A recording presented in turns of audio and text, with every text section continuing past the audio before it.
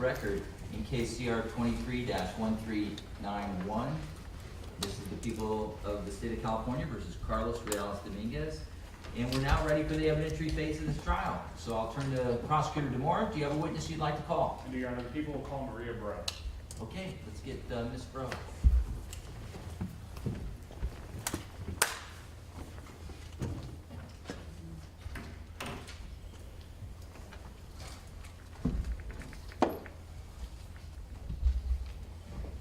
Counsel, I'm going to ask her to stand pretty much where you're at. Just give her a second, and then I'll let you move in.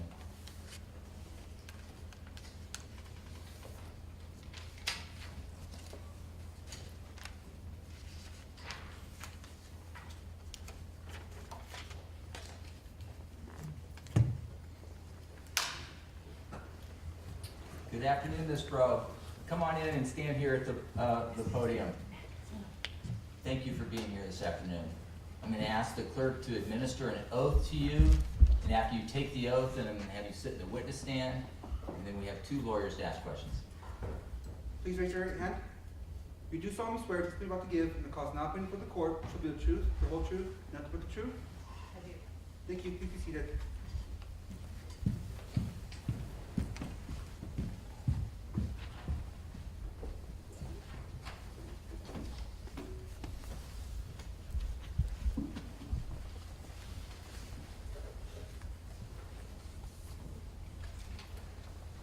State your first and last name for record and spell them both.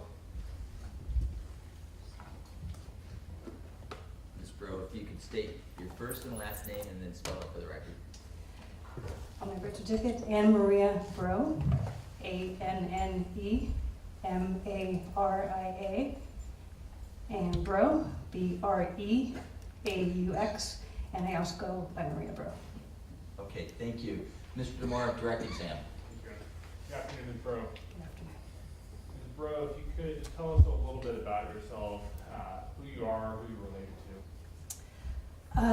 I live in San Francisco. I'm 56, will be 57 in December, and I make my living as a writer, marketing writer, as well as a filmmaker. Would you like to know anything beyond that? Well, let me ask you, I mentioned who you're related to. Did you have a brother? I did. Who's your brother? I have two brothers. Do you have a brother named David? I do. And who's your other brother? My other brother is Joseph Bro. And you know why we're here today talking about David, correct? I do. So I'm going to show you two pictures, People's Exhibit 55A and 55B. All right, approach, Your Honor. Okay.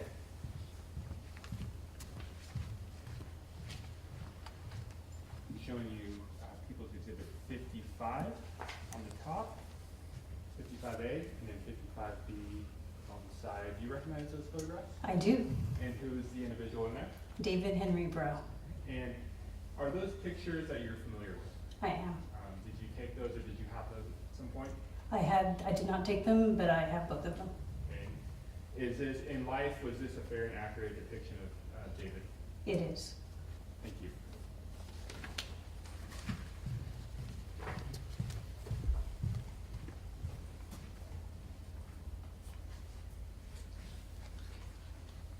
Ms. Bro, could you tell us a little bit about David? Yes, he's my so-called little brother. He was 6'2", and we grew up in the same house, same parents. He is 4 years younger than me. We both went through the same schools. We grew up in Doherty, California, in Southern California, and I left there in 1987 to attend Stanford, and he also went to Stanford 4 years after that, and went through, he studied urban studies with a focus on community development, and after that had odd jobs. He worked as a high school teacher, he worked in a sporting goods store, he also worked with at-risk youth as a case manager in Los Angeles, and had a couple of different relationships during that time. After college, he graduated. He took kind of a longer route and graduated in 1998 after which he went to go take care of with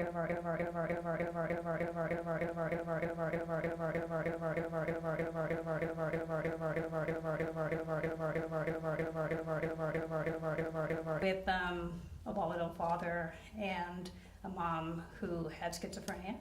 And after I left, David became her caretaker. I was her caretaker before that point. And so he went back home, took care of my father.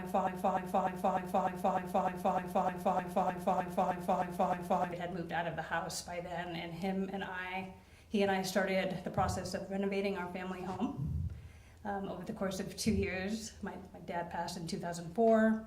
He had signed the house over to us, and so David and I worked together to bring it to a livable state, and sold it in 2006. And then he moved to the Bay Area. I was working at Genentech at the time as a supervisor of technical writers, a technical writing team. And then he met someone who reported to me. I introduced them, and he had a very serious relationship with her, and then struggled with depression for a number of years while he was in high school. Also, when he came up to the Bay Area, and was suicidal for some time. But through a loving community and this relationship that he was in, but he was not able to overcome his depression, we recommended therapy for him, and he did go to therapy. But he, go ahead. Sure, I know this can be a long story. Oh, So. okay. About what time frame are we talking about right now where you talked about David graduated, I take that from Stanford? Yes, he graduated from Stanford in 1998. And then when did you and David sell the house? We sold that in 2006. And then the relationship that we're talking about right now, about what time frame are we in? Right now? That, I believe, started in 2005. If I'd have to check, but I believe it was in 2005. And you were talking about with help of the community, and I think I cut you off right there. So you were talking about with the help of the community, what happened? So he broke up. Him and his girlfriend broke up. He moved to Oakland, and he was in a studio apartment, and he decided that he was going to pursue, according to him, he said he had exercised his body by working out, his mind by going to college, his heart by being in a relationship. So he wanted to exercise his spirit. So he spent about a year and a half doing deep research into Western religions, Eastern religions, and philosophical thought, and looking at YouTube videos, reading books, and he came across a TED Talk by Karen Armstrong, who's a religious scholar, British religious scholar, and she had a TED Talk on compassion, and about how she was kind of calling different institutions, communities, individuals to place compassion at the core of their values and their belief system, and that spoke to David. And so he continued about his life, but he thought, I want to do something compassion related. But at the same time, he was having health issues. And one day he kind of had a blackout and ended up in he called his friend, and his friend called an ambulance, and he ended up in a psychiatric hospital in San Leandro. And while he was there, he realized he was okay, and that he would devote the rest of his life to raising awareness of compassion. So I want to use that to ask you about, did David have a nickname that you're aware of? Yes, What was that? compassion guy. And do you know where or how or when he got his nickname? On the way back from the psychiatric hospital, he called a friend, Davis, and his friend Josh said, yes, you can stay with me. David had $50 left in his bank account, and he said, I need to do something. So he came to Davis, California, and with a note, his intent was he was going to start asking people, and he had started doing this work in Oakland, but he had a notebook and a pen, and he would ask people to write their definition of compassion. And so he did that from June 3rd, 2009 until his passing, and that's how he got to be called Compassion Guy in Davis. And And so June 3rd of 2009, is that about the time frame that he came to Davis, California? That's the time he started collecting definitions in Davis. He came in May 2009.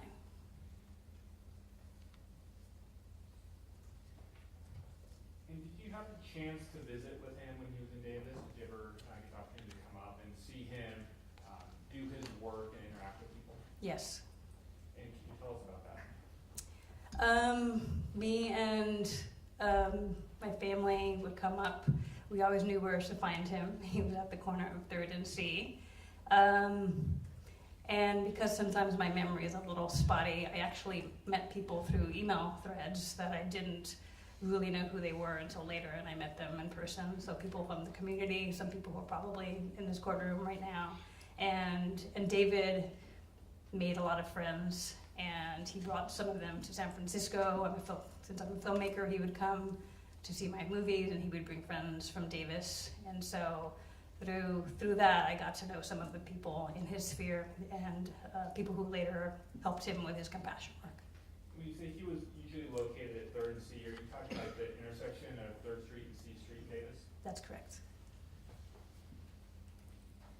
You said you always knew where to find him. When you were with him, is that sort of the area of downtown Davis that he would stay in and interact with members of the community? That's correct.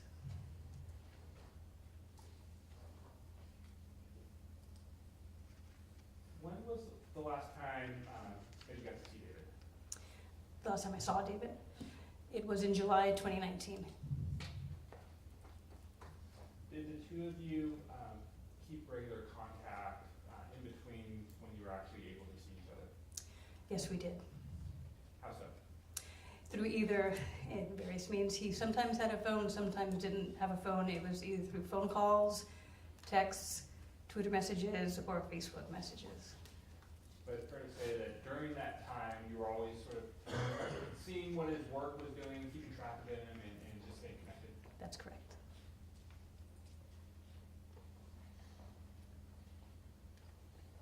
You said that he came up and he messaged a friend when he came up to Davis to stay with that friend.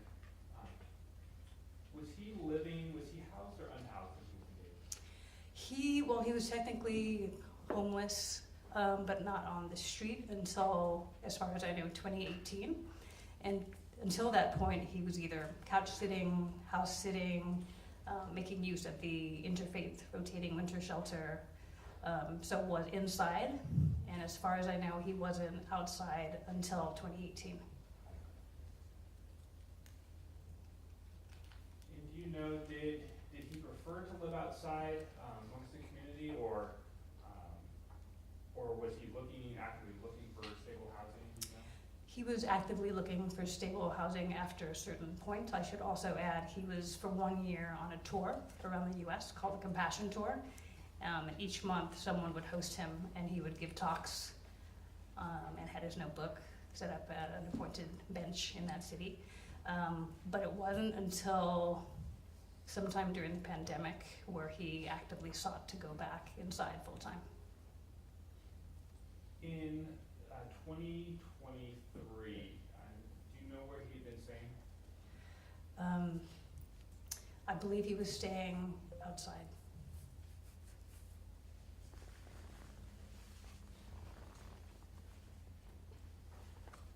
When was the last time that you and David had the opportunity to either talk or text or just communicate in general? On his birthday, February 26, 2023.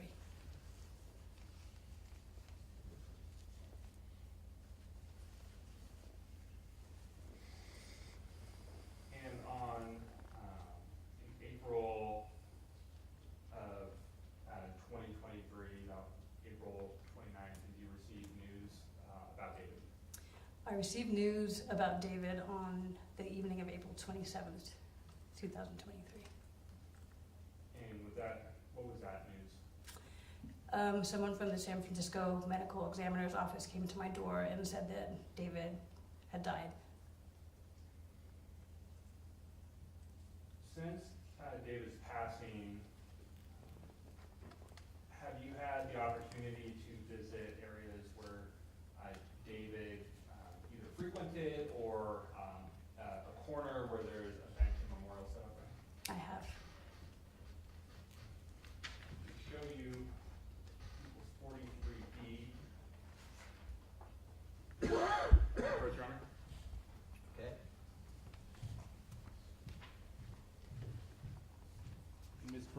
recognize People's 43D?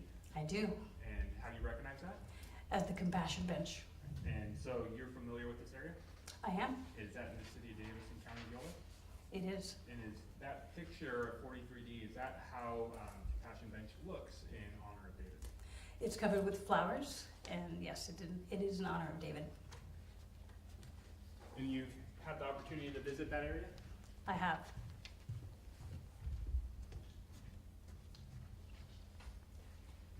Say, is that a fair and accurate picture of David's bench? It is.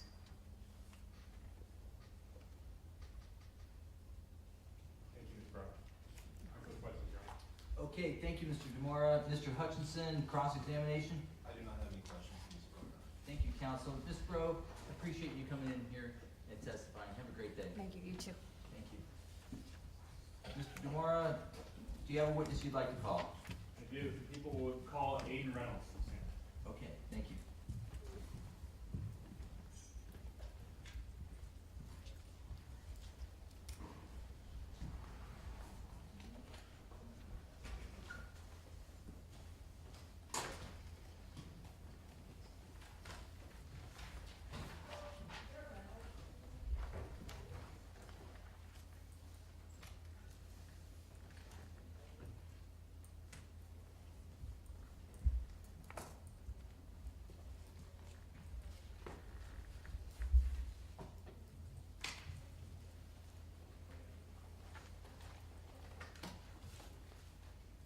Okay, good afternoon, Mr. Reynolds. Come on in and stand at the podium here in the well.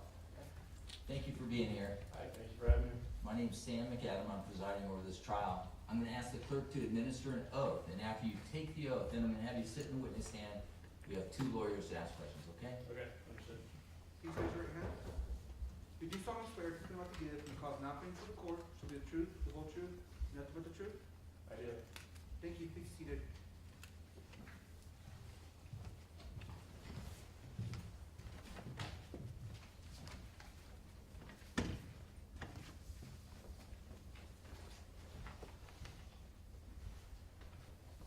First and last name for the record, and spell them both. My name is Aiden Reynolds, first name spelled A-I-D-A-N, last name spelled R-E-Y-N-O-L-D-S. Okay, thank you. You don't need to lean into the mic. We're picking you up well. Okay. Okay, perfect. So, Mr. Demora, direct examination. Thank you, Your Honor. Good afternoon, Mr. Reynolds. Good afternoon. Mr. Reynolds, I want to go back to April of 2023. Do you remember where you were on April 27, 2023? Yes, at around 11, Correct. my colleague Ian Hallebertton and I were working on a research project involving monitoring bird nests around Davis and other urban areas. That particular morning, we were monitoring a bird near Central Park who was foraging in the northern portion of the park. We were following it southbound through the park when we passed by some benches. Out of my peripheral vision, I saw someone sitting in one of the benches, but it was only when we approached like that area about like 10 or 15 yards away where Ian noticed that he was in a really bad state. I remember he said, that man is dead. And I turned and looked more closely at the man sitting in the bench, and yeah, it was very clear he was in a very bad state. And that's when Ian.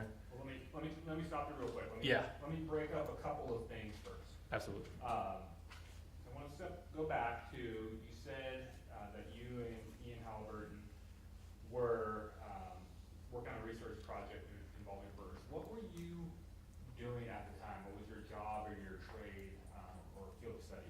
Yeah, so the project is called Project Phoebe, and we kind of analyze the effects of urban environments on a specific songbird species called the black phoebe. What's the name of the bird? Black phoebe. Can you spell it? It's B-L-A-C-K P-H-O-E-B-E. Okay, that's for the court reporter. Thanks. Yeah, and it's a little black songbird. They build mud cup nests on the underside of roofs, so they're very common in urban ecosystems.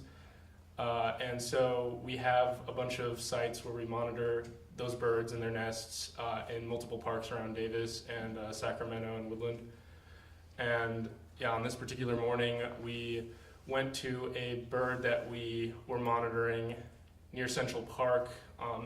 I believe its nest was located northwest of Central Park across the intersection. Let We, me stop you right there. real yeah, quick. When you say Central Park, you're talking about the city of Davis. yes, And yes. when you say across the intersection, what intersection are you referring to? I believe it's, I'm not actually sure. I'm not, I've lived in Davis for 4 years and I still can't remember the streets, but yeah, it was, can I pull up my phone to, That's all right. How about this? We're good. I will show you what's been marked as People's Exhibit 2B. Am I approach John? Okay, do you say 2B as in boy? 2 is a boy. Okay, thank you. Mr. Reynolds, I'm showing you People's Exhibit 2B. Are you able to recognize what that is? yes, And what is that? that is Central Park. I could see the bench where we found David. And you're familiar with this photograph or this overview of Central Park? Yes, I am. Okay, so before we get into too many of the details about this, I'm going to ask you some questions in a little bit. Okay. But the intersection you're referring to, do you see it on here? Yes, it's right here.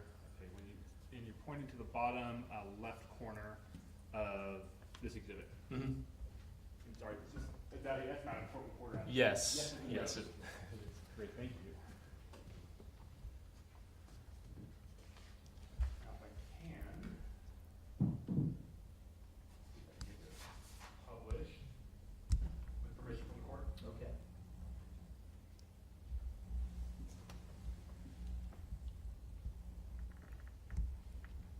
There we go. So you were saying the intersection on 2B is this bottom left-hand corner right there. Is that what you're talking about? Yes.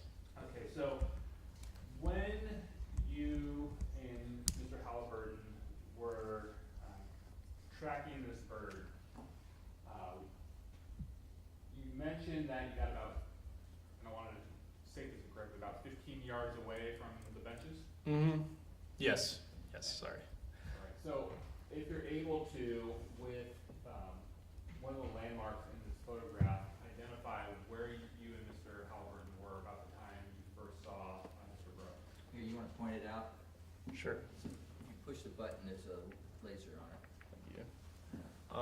So we walked across this crosswalk, and we're walking around this trajectory, where around here is where we noticed that there was something wrong, and yeah, and that's when we took a closer look at the body, and that's when Ian decided to call in a wellness check. But it was So, for the record, you took the laser pointer, went from kind of the middle of the grassy area up to the right of the exhibit. yes, And you stopped where it looks like there's people to the right side of that white square, which is a tent. yes, So you mentioned that Ian had said that that person looks dead. yes. Did you look in that direction at where David was sitting on the bench? Not before Ian had mentioned that. In my peripheral vision, I did see someone sitting on the bench, but I wasn't looking directly over there. I was focused on the bird that was flying towards the carousel. And that carousel is off to the upper right of. Yes. So when Ian said that, when you heard him say that, what did you do? I turned to my left and looked closer at what Ian had pointed out. it was from there where we both concluded that the man was probably deceased and that we should call a wellness check to confirm that. When did you believe he appeared deceased? There was a visible pool of blood directly beneath him, below the bench, and there were a lot of flies buzzing around him. Did you get closer to him than the 15 yards when you first saw him? Yes, we got about maybe 5 yards away.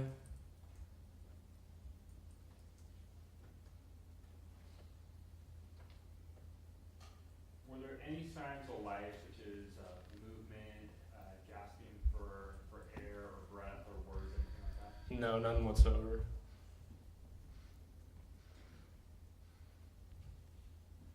Did you or Ian ever come into contact with the body? Did you touch it or move it? No, Did you see any items on the ground around the body? no, Did you see any like clothes or backpacks or anything like that? no.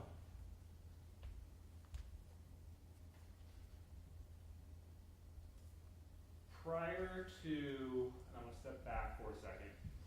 When you saw, Mr. Burrow, when you saw the body on the bench in your periphery, prior to Ian seeing anything, had there been anything to draw your attention to that body?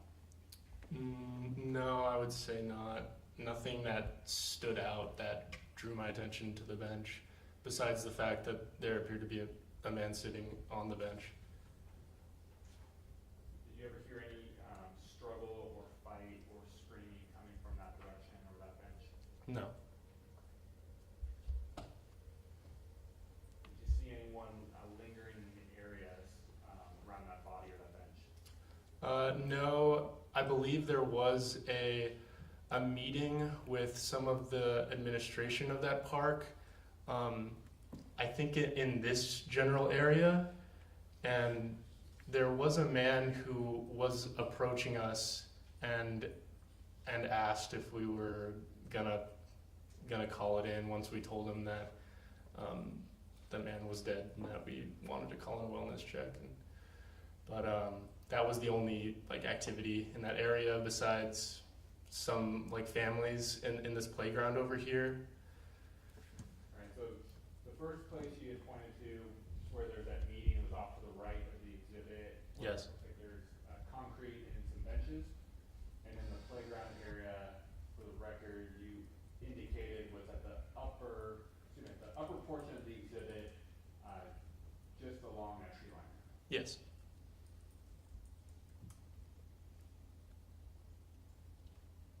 Did you see any type of weapon on the ground, like a knife or a sharp object? No.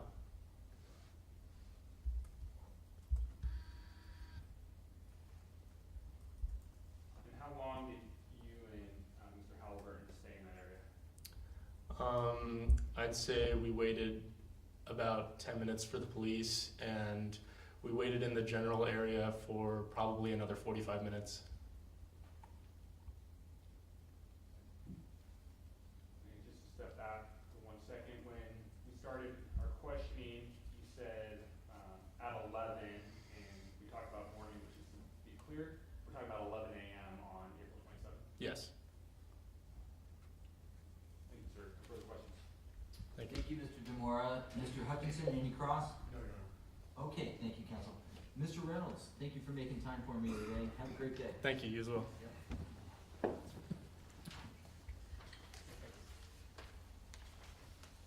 All right, Mr. Demora, a witness? People call Ian Hallebertton. Okay.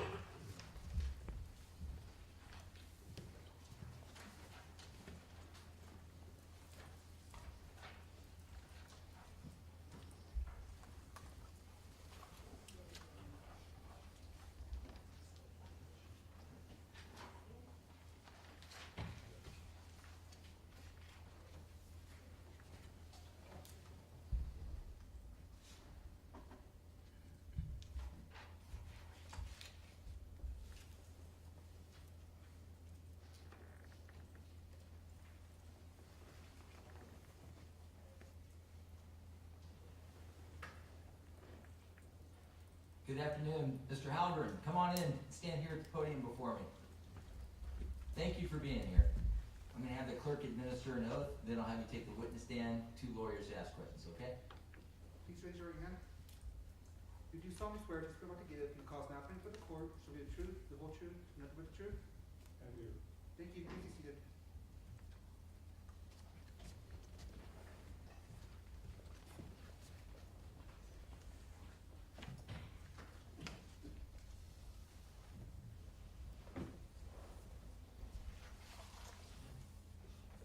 State your first and last name for the record and spell them both.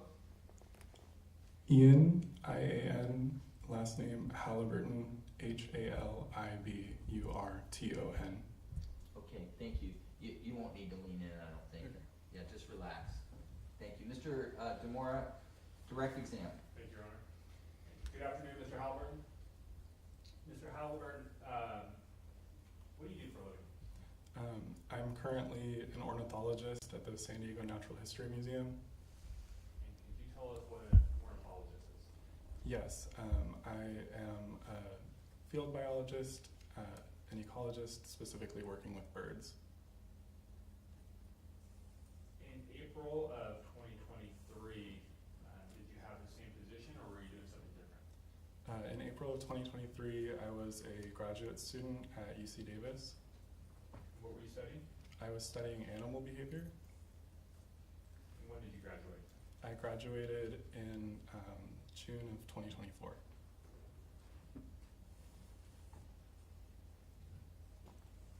So I want to take you to April 27th of 2023, around 11 a.m. Were you at Central Park in City of Davis, County of Yolo, around 11 a.m. with Aiden Reynolds? Yes. Who was Mr. Reynolds to you at the time? Were colleagues, friends? Was he your researcher? Yeah, so Aiden is an undergraduate at UC Davis still and was at the time, and he was an undergraduate technician on the project that I was working on.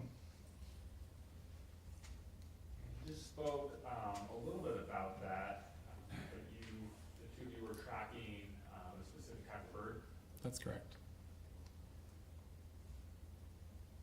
Did your project take you into Central Park? Yes, Central Park is one of our study sites. Just after 11 a.m.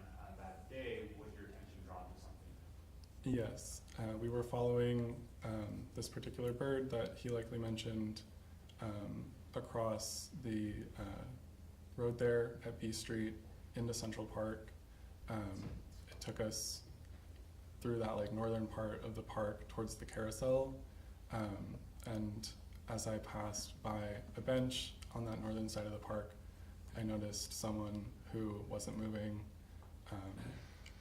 and then stayed there, continuing to observe this person. How long did you observe this person? It only took maybe about 5 or 10 minutes, probably even less, before I realized that something was wrong. Given that the person wasn't moving, that was what first drew my attention. And then I started noticing other concerning things that convinced me to call the police, such as blood. When you say such as blood, what did you observe about blood? The first thing that I noticed was blood, what I presume was blood based on the color, underneath the bench. And then as I looked more carefully at the person on the bench, I saw stains on their clothes as well that appeared to be blood. How close, when you first made an observation that something was wrong, about how far away were you? Maybe about 15 feet. And did you get closer when you started to observe more concerning things? It wasn't really necessary. It was apparent from that distance that the person wasn't moving and that there was blood. And during the entire time you were observing this individual, did you at any point see any signs No, I did not. Of course, I realized that in cases like this, people often will like call and request that police check for life, or I don't know what the term is, but that's something that can be done. And I didn't feel competent assessing that myself, but of course with blood, it felt like, you know, something was seriously wrong. And based on those observations, is it fair to say that you and Mr. Reynolds, you didn't touch the body or do anything, you called it? That's correct. We stayed at about that same distance or more the entire time. Did you see anyone else prior to the police getting there? Did you see anyone come up to the body, touch the body, move the body, anything like that? I did not see anyone interact. There were other people in the area, and their attention was directed towards the body as well. I noticed things and keeping roughly that same distance, asked these people, you know, if they had noticed the same things and if they had called the police already, and no one had called the police. Did you, from the distance, from your vantage point, did you see anything, any items on the ground around the body that we now know is David Rose? No, I did not.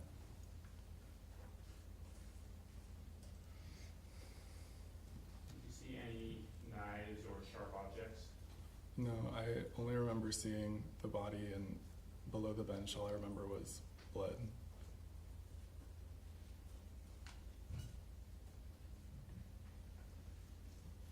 Thank you, Mr. Hallebertton. No further questions, Your Honor. Okay, thank you, Mr. Demora. Mr. Hutchinson? No questions. All right, Mr. Hallebertton, I appreciate your time. Thank you, have a great day. Thank you. Okay, Mr. Demora. We'll call Sergeant Antonia Diaz. Okay, let's get the sergeant.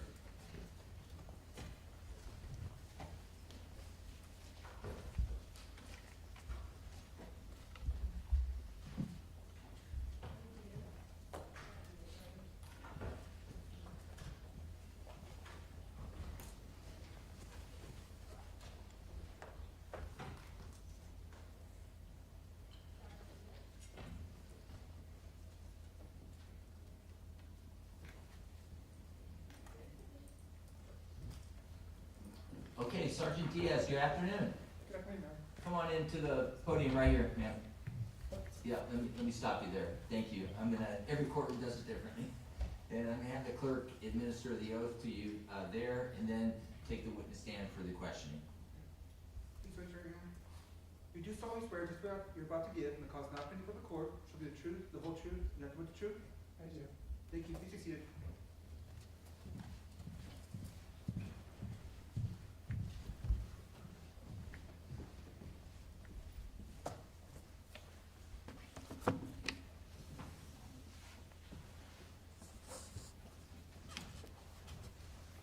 Please first and last name for the record. Spell them both. First name is Antonia, last name is Diaz. Antonia is A-N-T-O-N-I-A. Diaz is D-I-A-S. Okay, thank you. Mr. Demora, direct exam. Thank you, Your Honor. Good afternoon, Sergeant Diaz. Good afternoon. Sergeant Diaz, where are you employed? With the City of Davis Police Department. And are you a peace officer? I am How long have you been a peace officer? about 13 and a half years, How long have you been a sergeant? about 3 years. And what are your duties and responsibilities as a sergeant?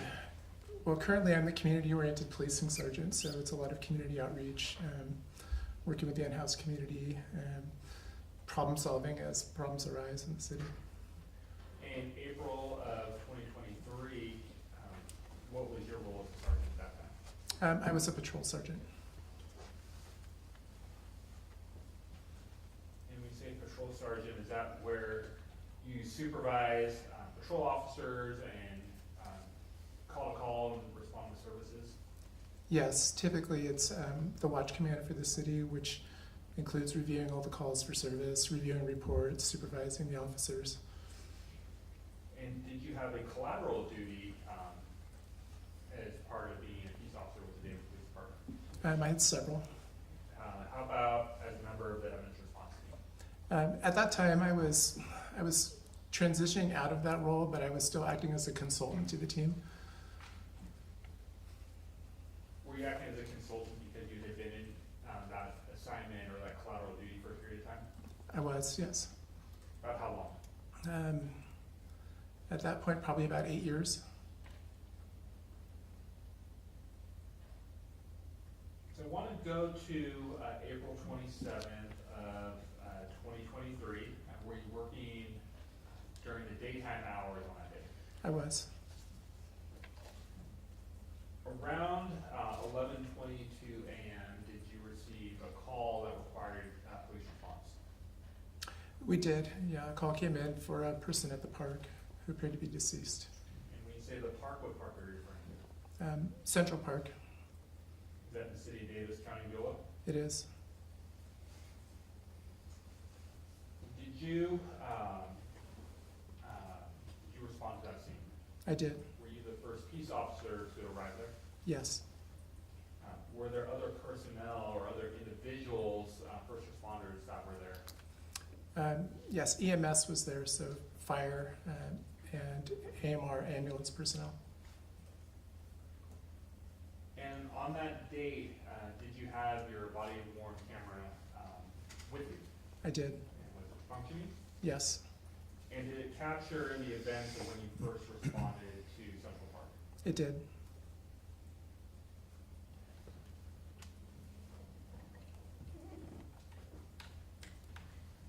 Show you just a still shot of People's Exhibit 3.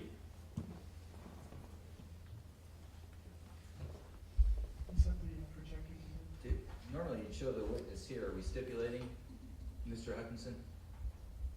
Sure. Okay, thank you. All right, you can go ahead and publish that. Thank you.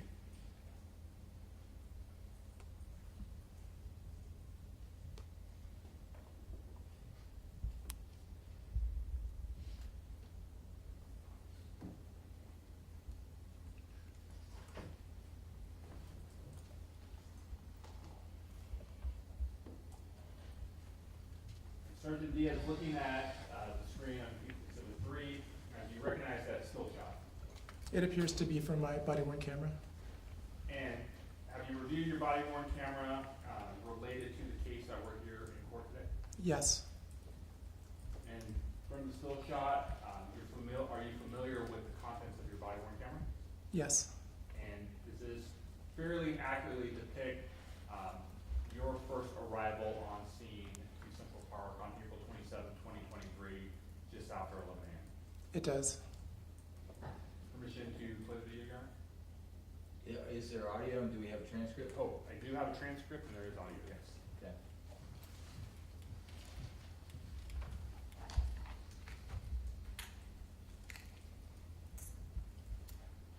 Let me instruct the jury and the court reporter.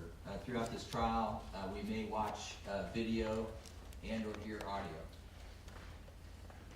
The actual evidence is the video that you're watching with the audio. To assist you from time to time, but perhaps not in every case, it'll be a video by video, I'll make a judgment call. And we may hand you a transcript. And that's what we're doing for this one.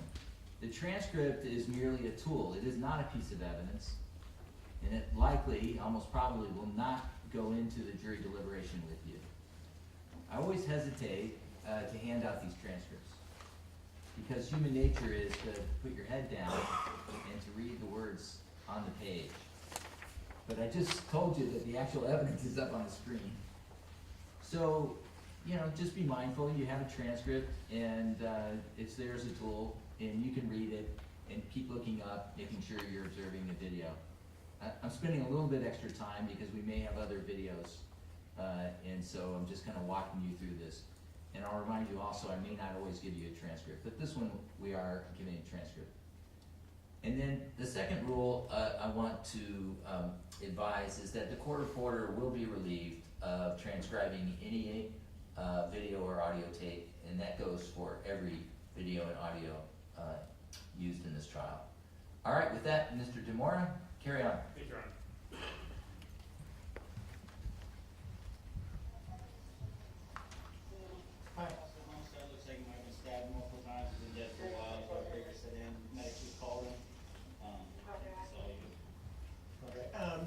can whoever called it, can you guys hang out for a minute? So I got people coming that can, since it's now a So homicide. you got a nice sheet there, you got multiple contour limbs that look like they're from a knife. On the Okay. other side of the body, and then I think cover the blood and everything, so. Do you want us to cover it or just leave it? Hang on just a sec, there's a lot of air traffic going on right now. Do you have like a blanket? Yeah, I did right there. Is it like fresh out of a package? Yes, Is that what okay, yes. perfect. And when you, I can help you do it, we wanna do it with like fresh gloves because of any potential DNA. I have a Perfect. question. You have a question? Yeah, Sam, can you notify, Bethpage, we're gonna need the screens that 53 mentioned, and, we're have to figure out a way to secure this area. All right, yeah, so AMR, and then let me get like people that were on your rig, you get that info, and then I'll let you guys clear to go to the next call. Oh, you guys are first, okay. All right, be right back, let me get some paper, some tape.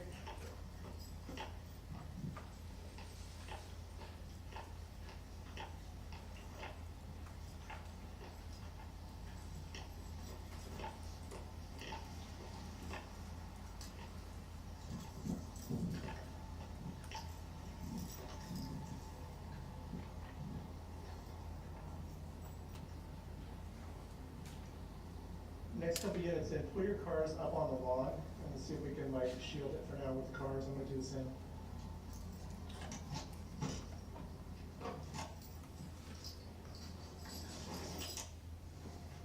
And 40 if you have crazy too.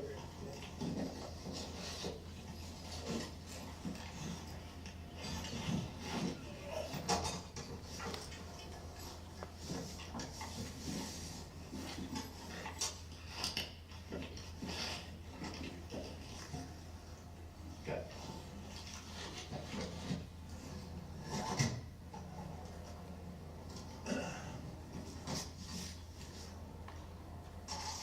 And Timber, can you reach Munoz?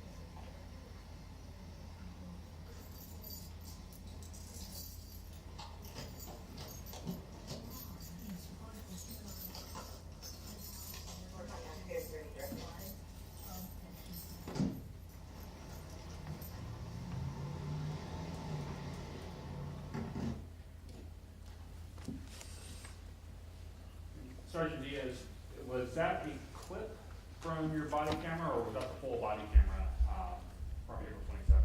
It was a clip. And was that a fair and accurate depiction of part of the events that captured on your body camera? Yes. Now, I want to talk about a couple things that were discussed in that clip. It looked like an individual with EMS was asking about a blanket. Can you tell us about, you said you get a fresh one? I think I got a start on that. Why do you get a fresh blanket? Well, I mean, DNA is trace evidence. It's very small, and so if a blanket had been used prior or laid out on any surface, it could pick up other DNA and then cross-contaminate the scene with that DNA. And was that similar to why you were talking about fresh gloves? Yes. I guess I should probably ask this question. It said, when you have, and did this appear to be a crime scene? It did. when you have a crime scene, is it your desire to protect the integrity of that crime scene and make sure that the evidence is preserved? Yes.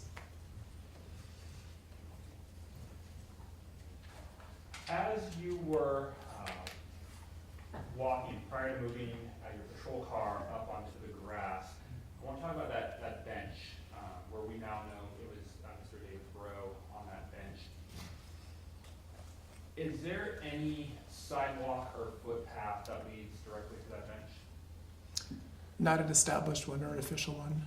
Yeah. When you say not an established one or official one, what do you mean? Next to the green fence, from what I recall, there was an absence of grass. I'm going off of a 2-year-old recollection of like a little section of dirt around it, but it wasn't like an established path. It was like a worn footpath. Worn because people walk on it? Correct. You say you're going from your own recollection. Is that because that area is now under construction? I haven't visited. It is under construction, yes, but I hadn't visited it after this event. And I'm going to show you Peoples 2A and 2B.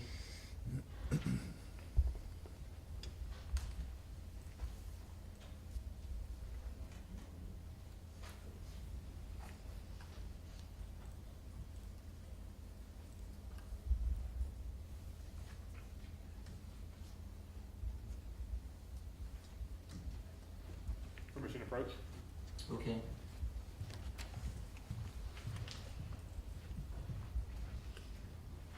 Two A first and then 2B underneath. Now, Sergeant Diaz, the areas in 2A and 2B, do you recognize those as being the scene we just saw from your body worn camera? Yes, You're familiar with those areas? I am. And do those pictures capture the area on April 27, 2023 as you recall? They do. Is that a very accurate depiction of what you saw or what is captured on that date? Yes. So in 2A and 2B, is that bench that Mr. Breaux is located on, is that up against or back up to a wrought iron fence? It does.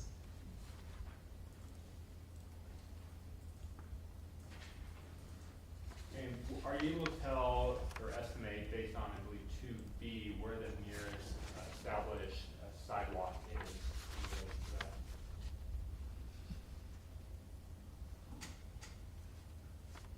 It would just be a guess. Sustained. About how long would it take you? How long did it take you to walk from the bench to the sidewalk where your car is? Maybe 20, 30 seconds. Based on your walking, are you able to estimate about 100 feet, 150 feet, 200 feet? Maybe 100 feet. Now,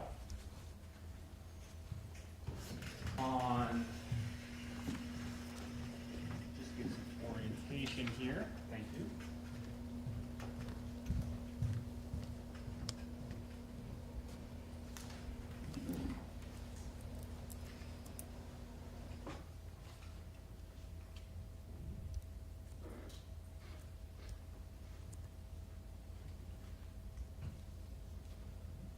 So we're looking at 2B, equals 2B. On the left side of the page of the exhibit, what street is that? On the left side is 5th Street. And on the bottom, what street is that? B as in boy. Which direction is north based on this photograph? It would be towards 5th Street, So to the left. looking left. Yes. And then that would make east the top of the page, Correct. and south the right, Yes. and west the bottom. Thank you.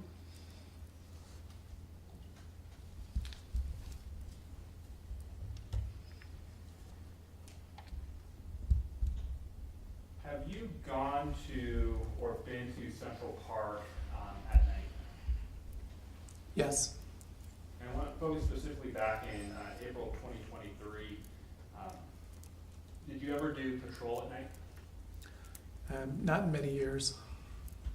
Have you ever been to that area at night? I have. Do you recall the lighting in that area where Mr. Rhodes located back in 2023? Not specifically, I don't. In Central Park, at least the northwest, or the northern portion of it, is that an area that is well lit, that is bright? I don't recall.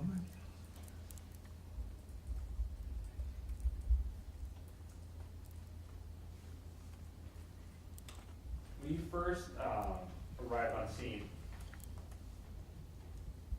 did you see any weapons on the ground, like a knife or anything bladed? I did not.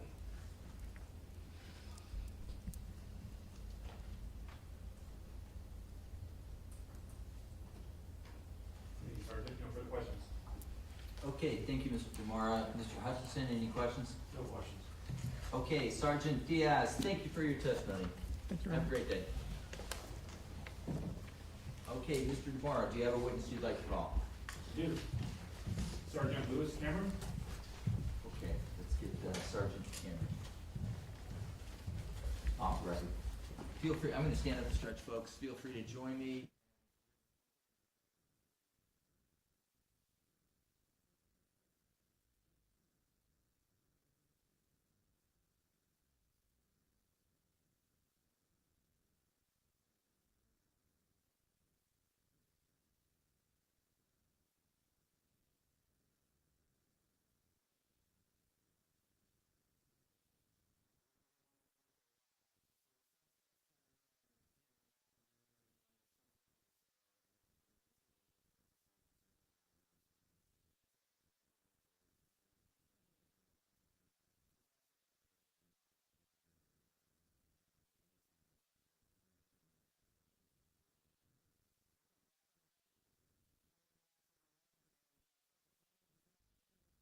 And you can stand at the podium. Thank you for being here. I'm gonna have the clerk administer an oath, and after the oath, then the witness stand. Please raise your right hand. You do solemnly swear that you're about to give the cause not being for the court shall be the truth, the whole truth, and nothing but the truth? I do. Thank you. Please be seated.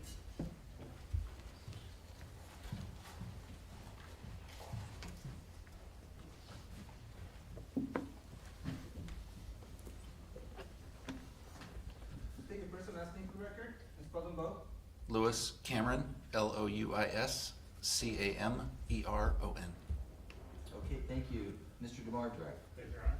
Good afternoon, Sergeant Cameron. Afternoon. Sergeant Cameron, are you currently employed as a peace officer at the rank of sergeant with the West Sacramento Police Department? I am.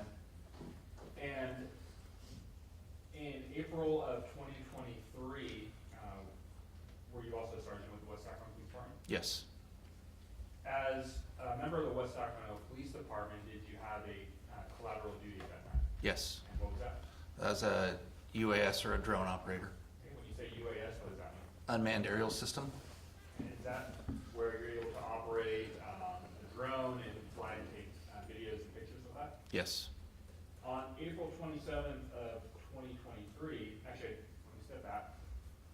Do you have to go through a certification process to be able to operate a drone or a UAS? Yes.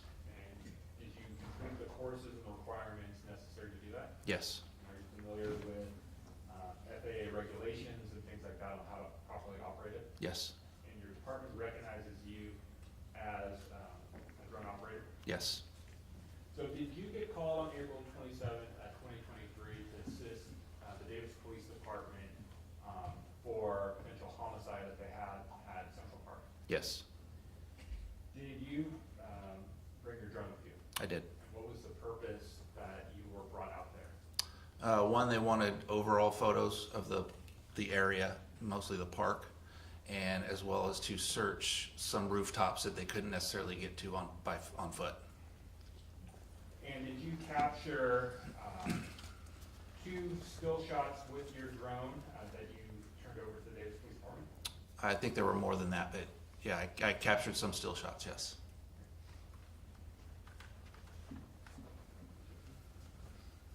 So I'm gonna show you people's exhibits 2A and 2B.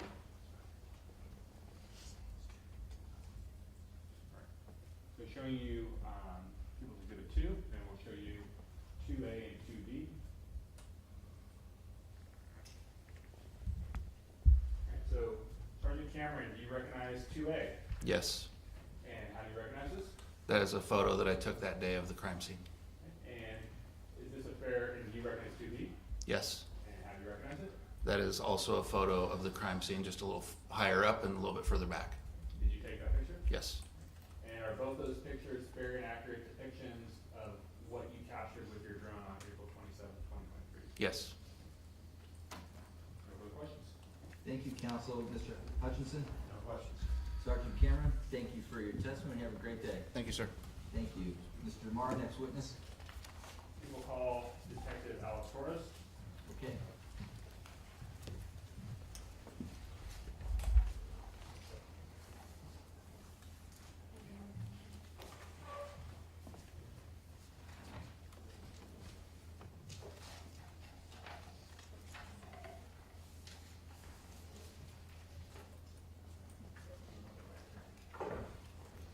Good afternoon, Detective. Good afternoon. Come on in, stand at the podium right here, take the oath, and then the witness stand. If you do solemnly swear, just what to give, and the cause nothing for the court, shall be the truth, the whole truth, nothing but the truth? I do. Thank you, keep seated.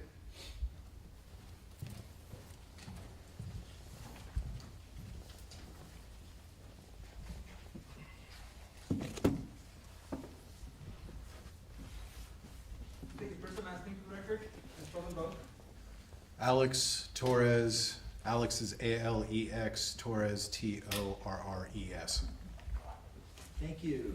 Mr. DeMora, correct. Your Honor. Good afternoon, Detective Torres. Good afternoon. Detective Torres, where are you employed? City of Davis Police Department. What do you do there? I am currently a detective with the City of Davis. So you're assigned to the Investigations Bureau. Yes. In April of 2023, what were you assigned as at that time? At that time, I was assigned to patrol in the position of corporal. And did you also have a collateral duty? I did, yes. What was that? I was team lead of the Evidence Response Team, ERT. On April 27th, 2023, did you respond to Central Park in the city of Davis, County Villa? Yes. Why? For a report of a male possibly injured and possibly bleeding on a park bench. And did you see that individual on the park bench? I did, yes. Did that individual appear injured? Heavily so, yes. If so, did the person appear to be alive or deceased? Deceased.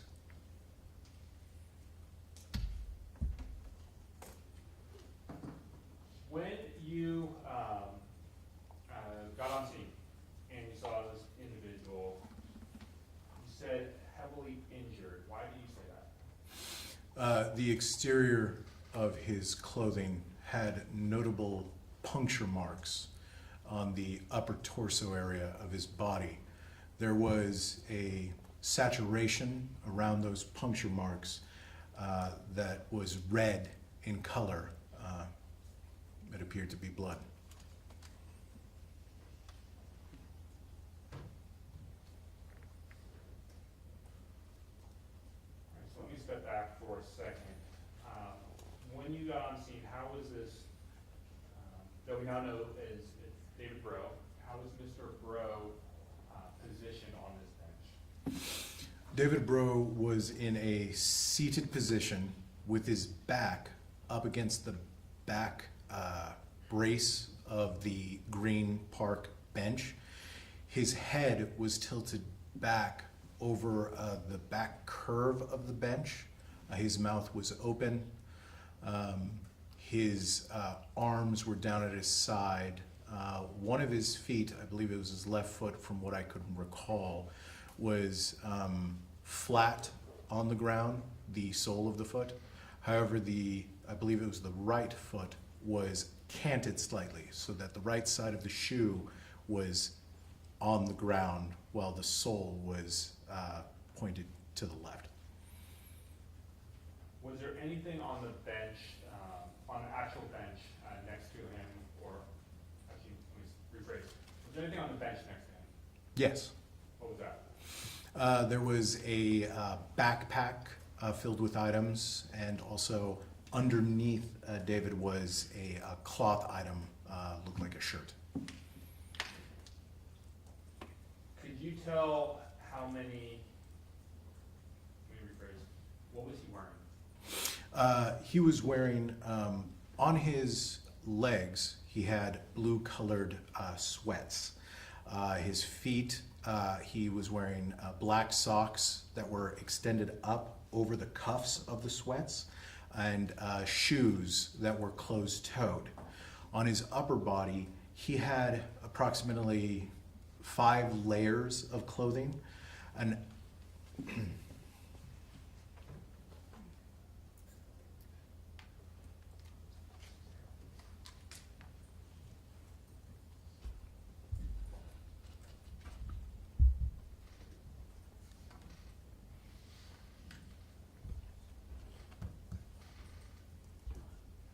I've shown you People's Exhibit 1, photos box 4 of 7360. Wait, hold on. Listen, you've got to either get a stipulation or lay a foundation with the witness first. I mean, I'm welcome to stipulations, and all these have been in discovery, but we have to go through that procedure. Mr. Hutchinson? I'll stipulate. Okay, thank you, Counselor. Showing you People's Exhibit 1, photo 7360. Detective Torres, do you recognize this photograph? yes, And how do you recognize it? this is a photo of David Bro as I found him on the bench. And what you described as this clothing, is that, in that photograph, are we able to see the photograph, or excuse me, the clothing you just described? Yes, if we could go back to the photo.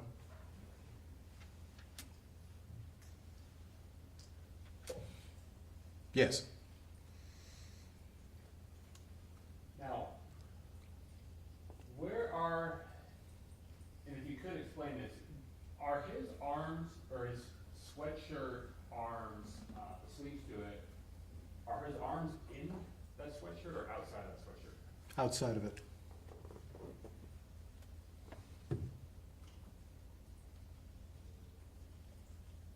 When you were inspecting Mr. Bro, did you notice anything about whether his clothes were clean or his clothes were dirty? I noted that they were dirty. How so? His pants and his shoes and the exposed socks on his legs had this dusting of brown powder or dirt along the knees of the legs and the socks, as well as on the exterior layer sweater. And there was also red stains around puncture areas of the sweater. When you say this dusting of brown powder and dirt, did you see, was there a consistent color of dirt in that area? Yes. Where? Underneath the bench, there was a circular, not completely circular, but an area that was the same colored brown dirt. When you say a dusting, what do you mean by that? It looked like smearing of this dirt on him. Like it looked like he had been in dirt. So I'll give you this example. If you were to walk through like a freshly plowed field or something like that, where you get dirt on your shoes and you try to dust it off, and it comes off fairly easily, is that consistent with what you're talking about, or is it something different? This is slightly different, more concentrated in certain areas where it wouldn't just be enough to wring out or fling out the pants to get all that dirt off. It would have to be washed.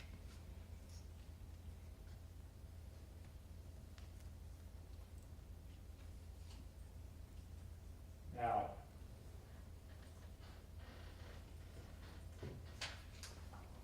I want to go to, I'm going to transition for a second, and come back with a few more questions on this. But the puncture wounds that you were describing on Mr. Bro, from your observation, could you tell how many were in his upper torso area? From my recollection, I do not recall an exact amount, but it was close to a dozen. And where were they concentrated anywhere? They were, I would say there were, from what I saw, there were several on a right sleeve, two on a right sleeve area near the forearm. There were several on the back lower portion of his body and left side arm, from what I can recall. And that was just from your initial observations on being on scene? Yes. Counsel, are we done with this exhibit? Yes. Okay, if you can you remove it? Yes.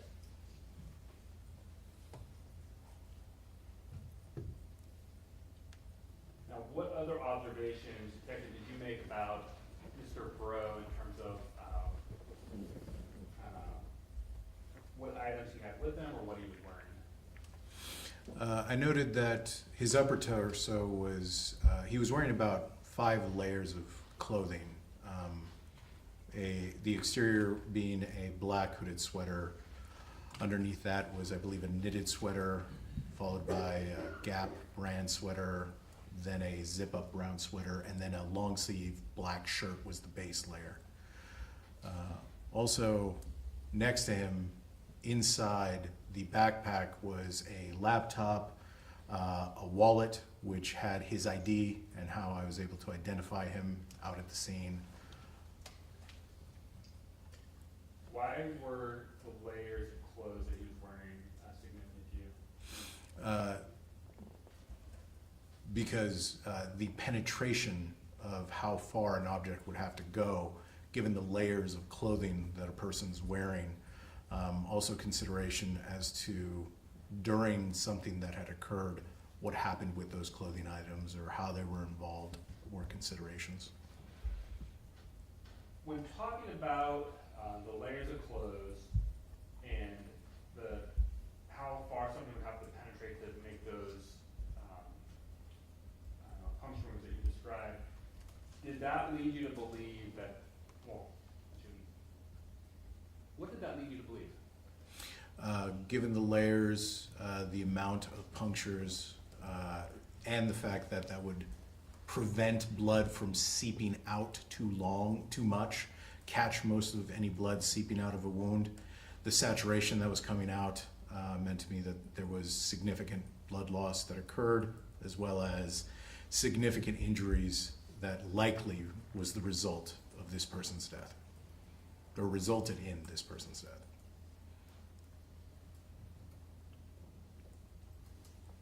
Would you also need a really sharp object to get through that many layers?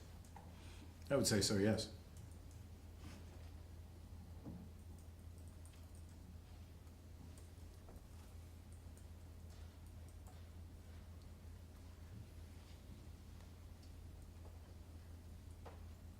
You mentioned a backpack that had electronics in it. Why was that significant to you? Part of my examination of the scene is also to try to understand cause, if possible. Given that the items of value left behind at the scene, it caused me to not believe robbery was an intended purpose.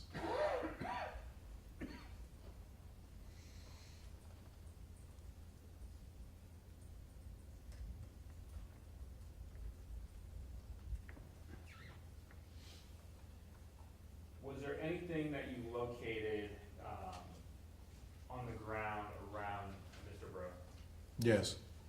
What was that? There were two noticeable objects on the ground near that bench within about 5 to 6 feet of it. And what were those?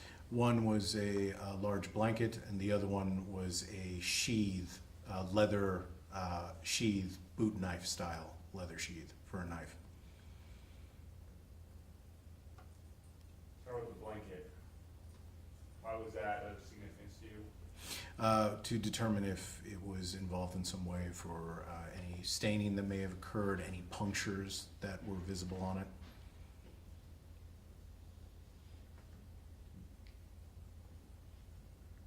Let's talk about this knife sheath. Where did you first observe this knife sheath? It was on the ground, from my recollection, under the blanket.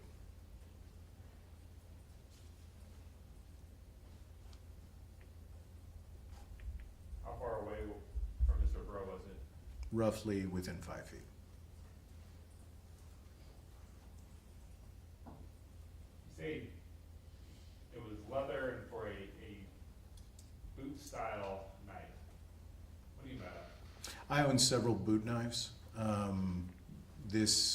The back of the sheath had a little clip that was meant to either go on a belt, or if held inside a boot, an actual cowboy boot, it can hang off the edges of the boot.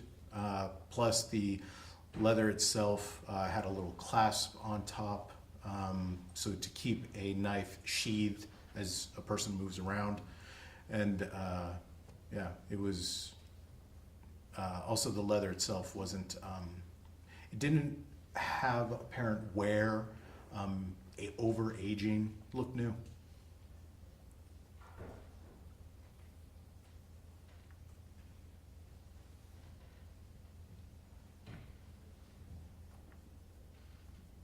Can you tell what brand knife would go in this sheath? The sheath itself was a Smith & Wesson brand knife sheath, and which made me believe that it was in fact a Smith & Wesson knife that goes to the sheath. Did you find a knife on scene? No.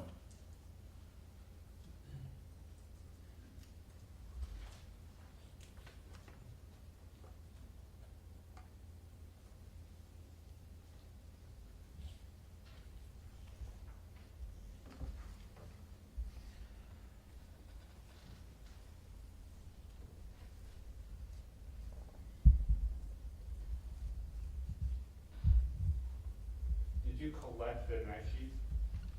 Yes. Did you book it in evidence? Yes. Was that, do you recall what item number that was? If I could look at my notes to refresh my recollection. If that will, with his honor's permission. Okay.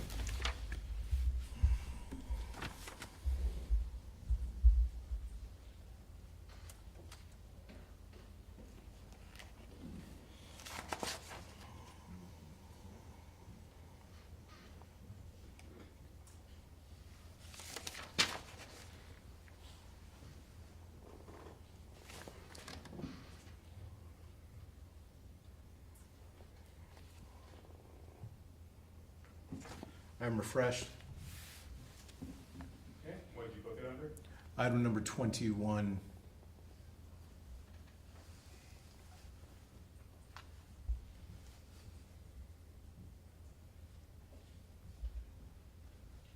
And if I may approach the evidence, Mr. Honor? Okay.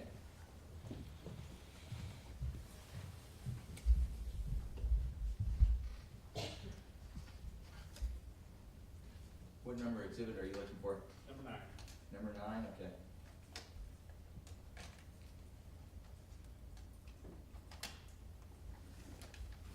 I had it earlier.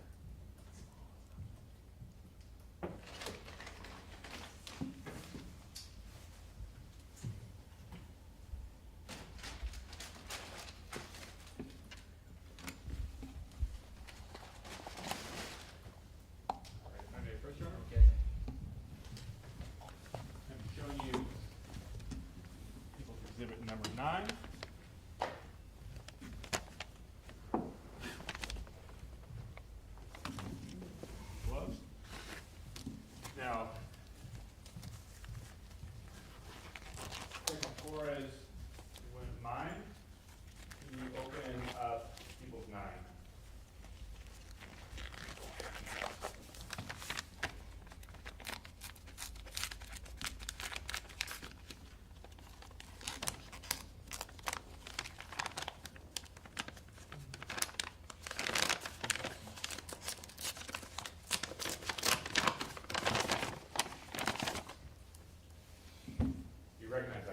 Yes.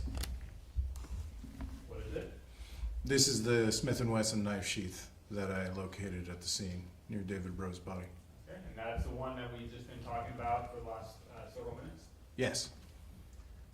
Now, at some point during the investigation into the events that happened on April 27th, 29th, and May 1st, are you familiar with all those dates?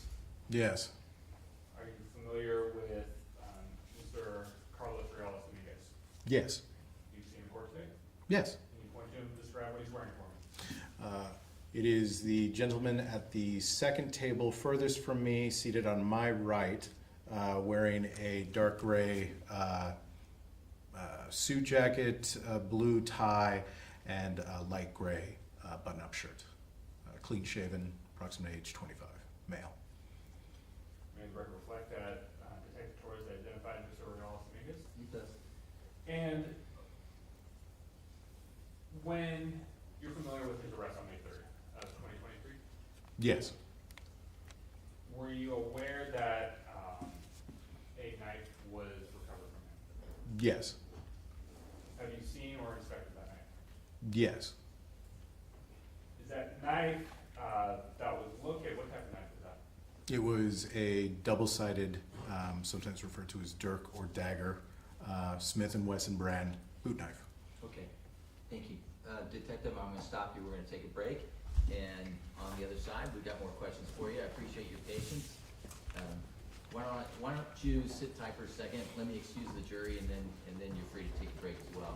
Ladies and gentlemen of the jury, 15-minute break. We're gonna be in session at 4:30, so whatever you do, if it's calisthenics or whatever, be ready to go for another hour and whatever that is. Don't form any opinions, don't discuss, don't research. Enjoy your break, folks. Thank you.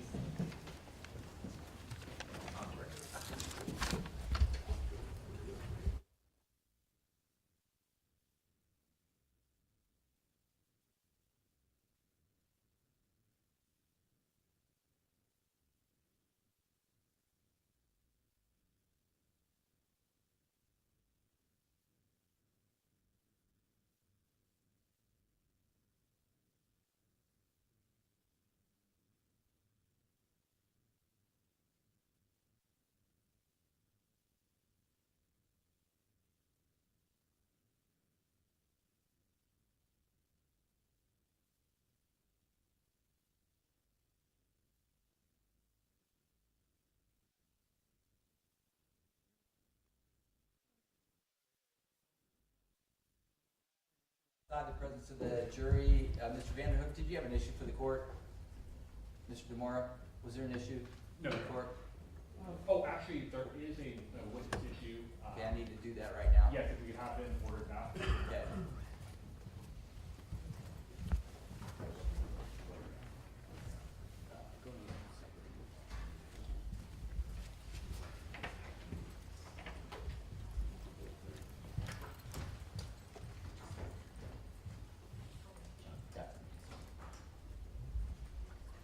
Is this the witness here?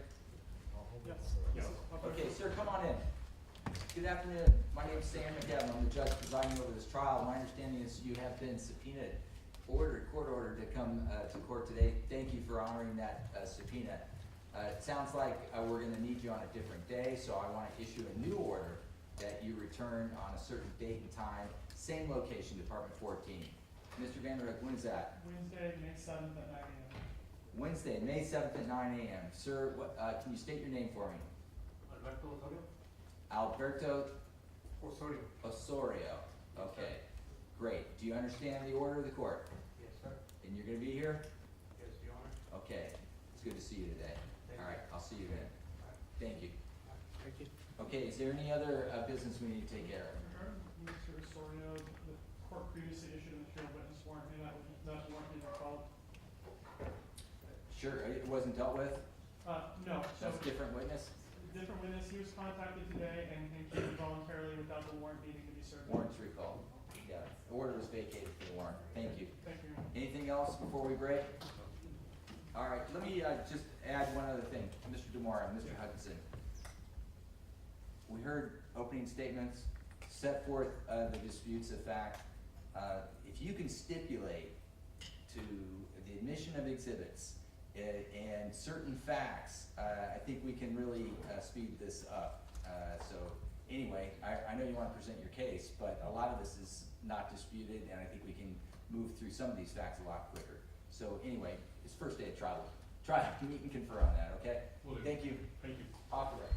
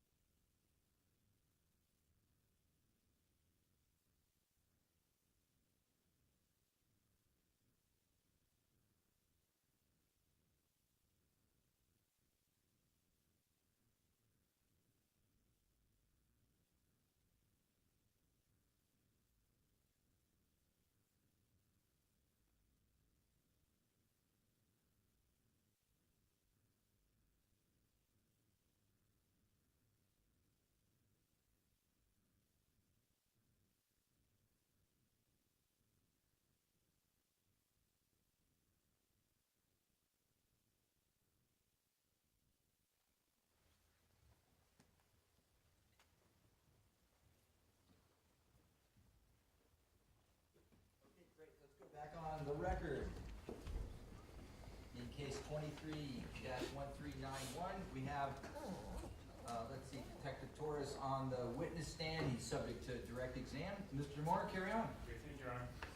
Detective Torres, where we left off was, you had mentioned that the knife that was recovered from Mr. Dominguez upon his arrest appeared to match that knife sheath that you recovered on April 27th. Is that correct?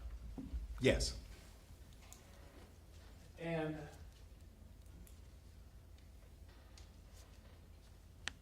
so going back to the items you collected, or you observed on April 27th, 2023, I want to go through a few more of those items, and then I want to go back to a couple of photographs from People's Exhibit 1.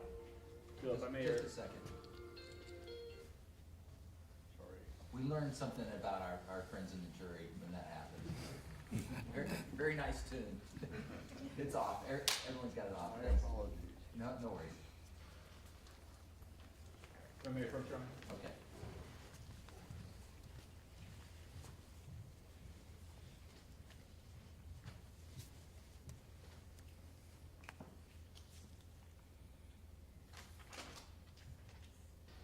I'm showing you, Detective Torres, actually I should say, did you collect the clothing items that you just described from Mr. Bro? Yes. Did you book those in the evidence? Yes. So I'm showing you People's 52C. Do you know what 52C is? Yes, this is the Gap sweater that he was wearing as one of the layers that day. If you wouldn't mind going ahead and opening that up.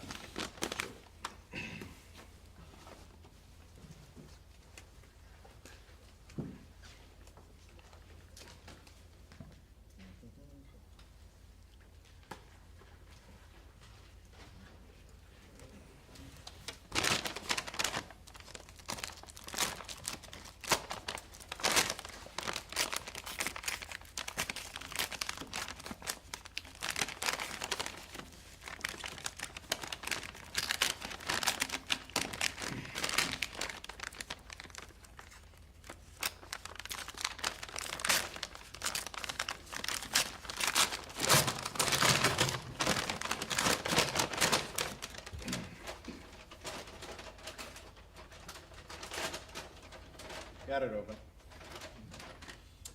Want me to take it up? Could you, and with permission from his honor, you could hang that on PVC pipe. Sure. Yeah. Go ahead.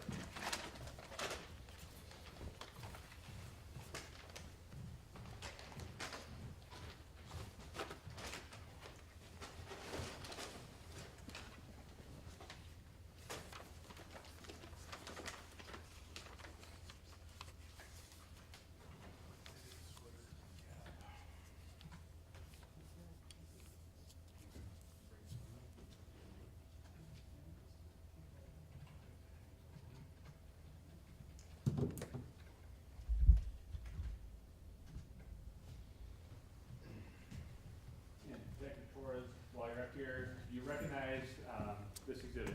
Yes. And how do you recognize it? From photographs, the fact that I collected it, the packaging, and what I recall of it. And you remember seeing this on Mr. Rowe when you observed him on April 27th? Yes. And this is the actual clothing item that was recovered from the person? Yes. Great. I have another exhibit. Can I ask you, is that the front or back that we're seeing? Currently, you're seeing the front. Okay. Yeah. You want to flip it around so we can see the back too? Absolutely.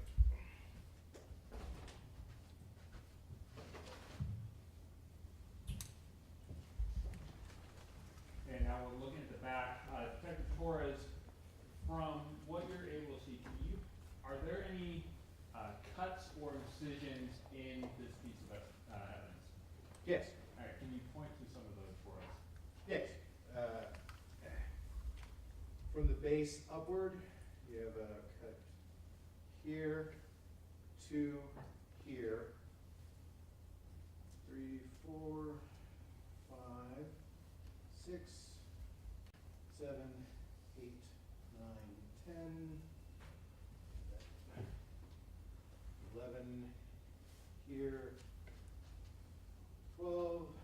the right sleeve, 12, 13, 14,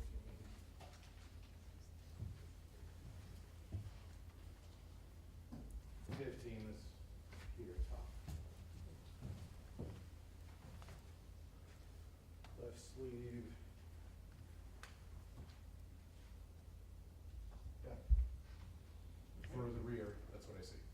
And, we can see it for the record, there appears to be a reddish color, on this piece of evidence. Yeah, based on your training experience, is that suspected blood? Yes. If you wouldn't mind, we can put that back in the exhibit bag. We'll go on to our next piece of evidence, which is going to be People's Exhibit 52F.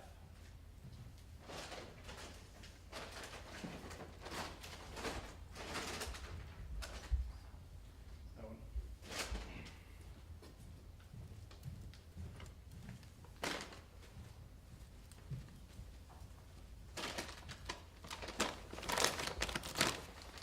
Wouldn't mind doing the same process of opening it up.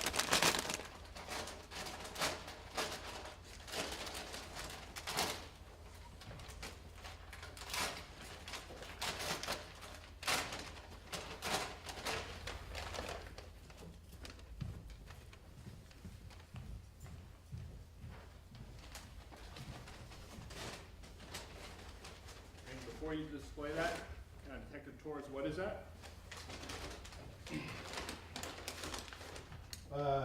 This is the black sweater, item number from the original case 29. And are you familiar with that piece of evidence? Yes, How are you familiar with it? I collected this piece of evidence and had it packaged. And you see it on Mr. Bro on April 27, 2023. Yes. Go ahead.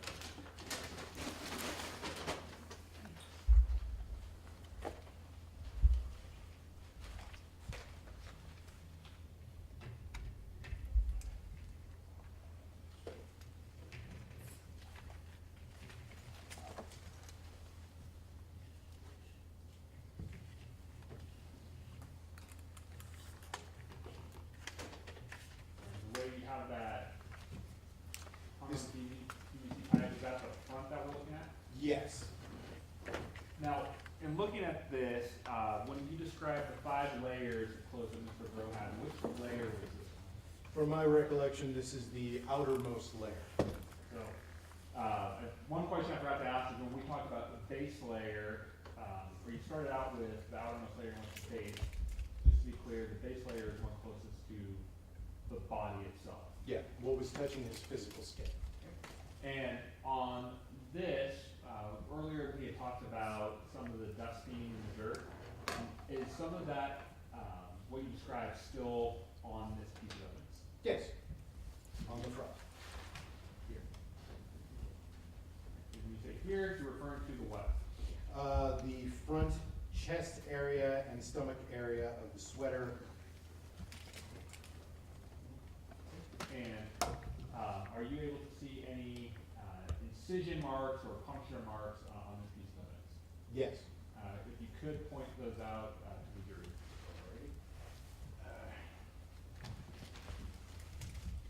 All right. On the front, there is one here, 1, 2. Actually, let me stop you real quick. When you're saying here, if you could say where on this piece of evidence we're talking about. All right. On the front of this sweater, to the left of the double front pocket, there is 3 puncture marks in within a 2 to 3 inch radius of the entry part of the pocket.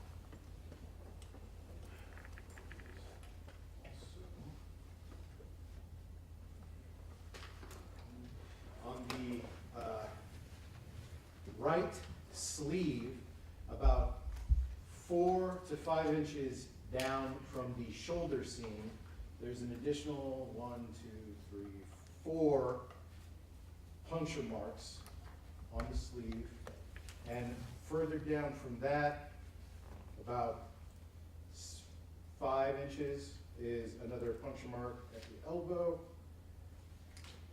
Frame and on the back.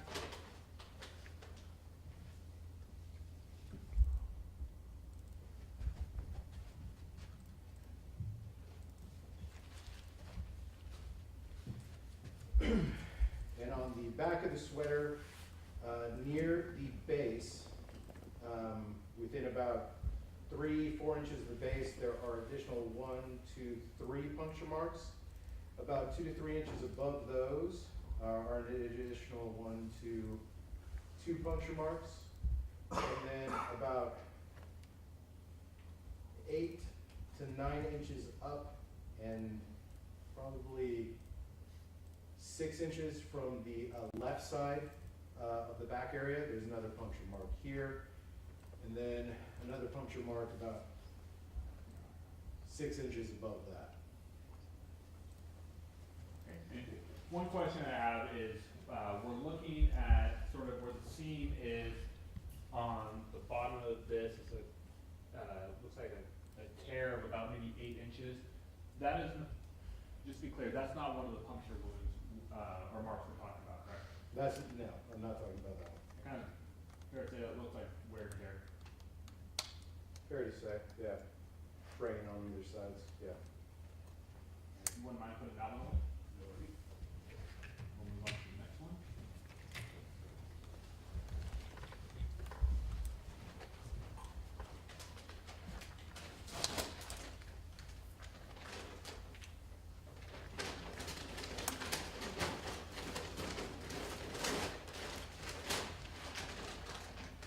Before you do that, Mr. Moore, do you want to move it a little closer to the jury? Sure. Yeah. Also, City Detective Torres. Steps. Yeah. Feel free to get up anytime, counsel, if you need to walk around and take a look. I will hand you people 52D, 52D.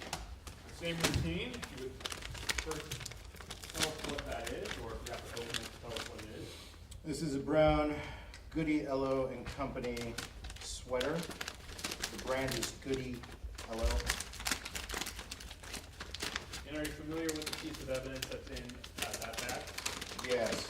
How so? This was an item worn by David Grove that I collected out at the scene.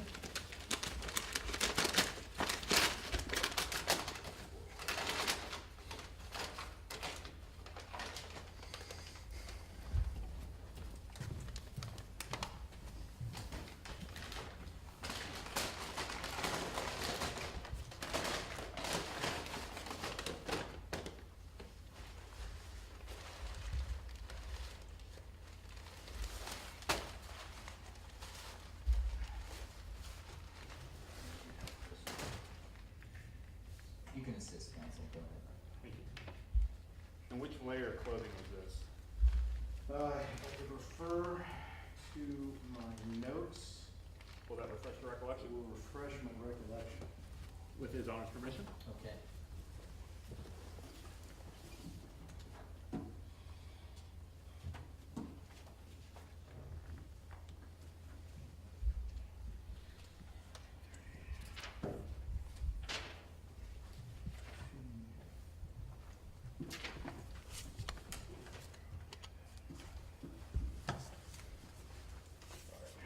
Yes, this is second to last layer.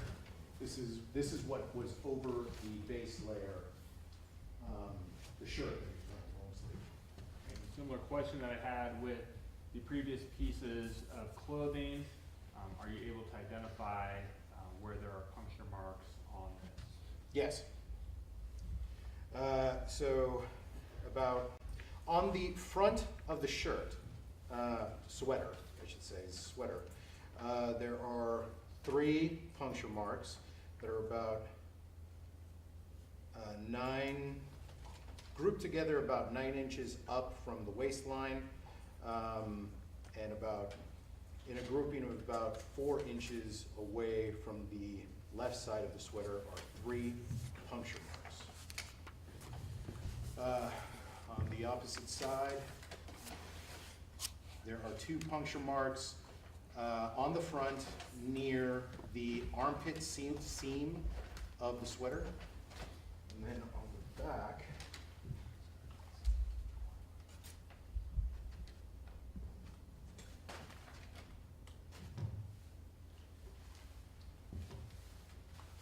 there's a puncture on the right side sleeve near the top.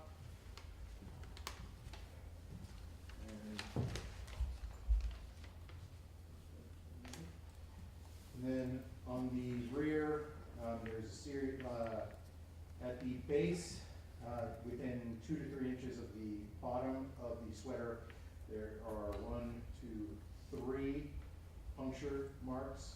About 4 to 5 inches above that, there's another puncture mark. And above that, within about 4 inches, is another puncture mark. And then near the center, towards the left, is a puncture mark, center back. And then another 3 grouped together near the top right side where the shoulder blade would be. If someone were wearing this, or additional 3 clustered together. And 2 more up at the right shoulder.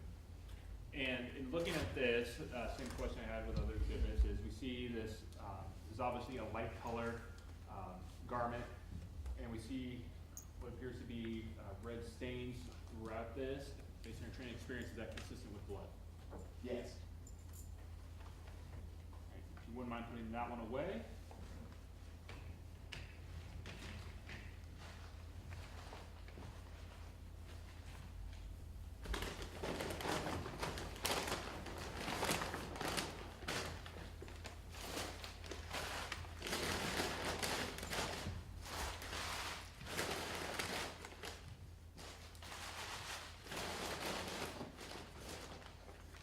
People 52A.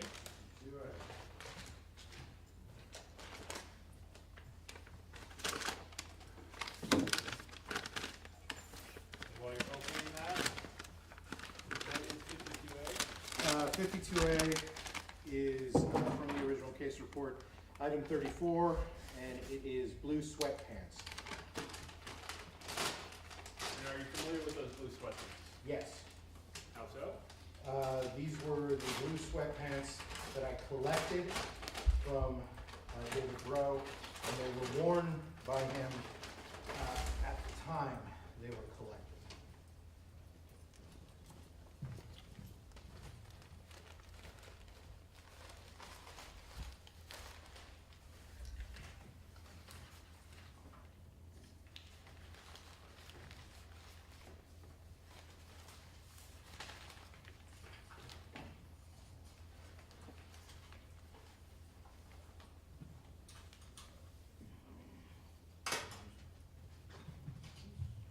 So you just rotated this.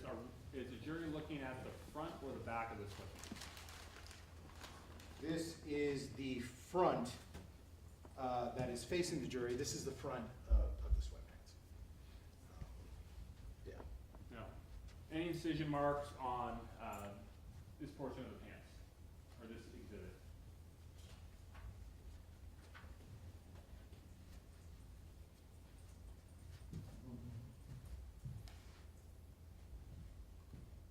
Nope, not that I am seeing. I'm not seeing one on the front or the back. Right now, I want to ask you, looking at, you just rotated it, now the jury's looking at the back, correct? This is now the back. Right, so now, looking at the left leg, what is it that is on the left leg that we're observing? So on the left leg, on the outside area, is brown. Let me interrupt you for a second. Yep. Turn this slightly. Perhaps a better view. Yep. Is brown dust or dirt that goes up and down the leg, heavy concentration just around the knee area and below.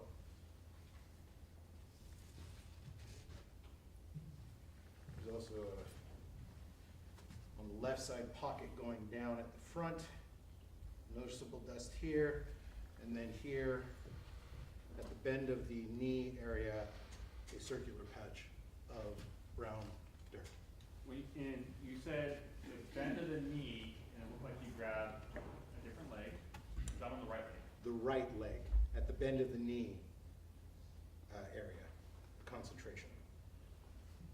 And was this dusting that you just talked about consistent with the coloring of the dirt that was underneath the park bench? Yes. So I want to, we can switch exhibits now. Wouldn't mind putting that one away. I'll give you another one.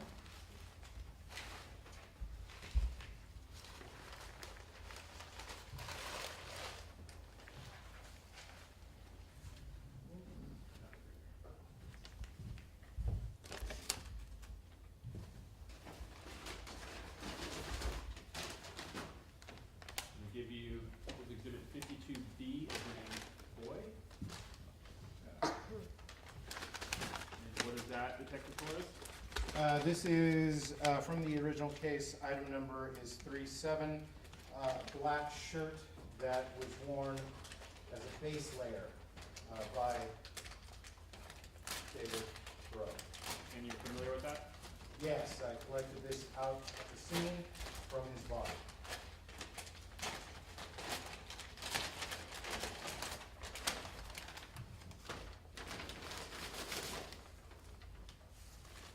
Now, while you're displaying that, when you reference the original case, when you say original case, are you talking about the original, the first case number that was created by the Davis Police Department? Yes, the first case number, which is Davis PD case number 23-1830, actually 1930, 1930, that case. And just for clarity's sake, when there's an incident that takes place, whether it's crime or an incident, does every incident generate a new internal case number by the police department? If it is a police report, yes. If it's an incident, then it just gets an incident number, which is not a police report. But if a case is actually taken, that means an investigation occurring, then a case number is taken. Okay, so based on your involvement in the case involving Mr. Carlos Dominguez, were multiple case numbers generated? Yes. Is that just for tracking of evidence, or does that have any significance other than internal tracking purposes? It tends to be focused on a core victim tied to also a core location. But typically it's tied to a core victim that we take an initial police report with. If it turns out that there is another victim and we don't know if there's correlation, we get a second case number. If there's a third or fourth victim, each one gets their own case number until there's a correlation. Once there's a correlation, we choose one of the cases to be the main case report that gets everything. Every single evidence item, every supplement that gets added, and sometimes they get referred to the others. It can be very confusing. So original case number just because Mr. Bro's case was the first one that was open? Yes. Just wanted to clarify. Thank you. Okay. There is significant biohazard in this, but I'll do my best. Okay, well, first, before we even go into that, I missed it. What was this 52B that we were looking at? This item is a gray long sleeve sweater, which was the base layer worn by David Bro in the park. It was underneath all the other sweaters collected. When you say significant biohazard in there, is there any concern about bloodborne pathogens or something like that that you think would be safer to keep it in there as opposed to displaying it? That would be, even though it's dry, that is my opinion, yes. Okay. Given the soap level, what I can see. Well, for that, let's just leave it as is.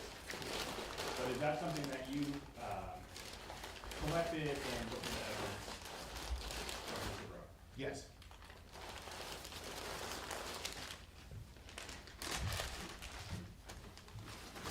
Now, let's go with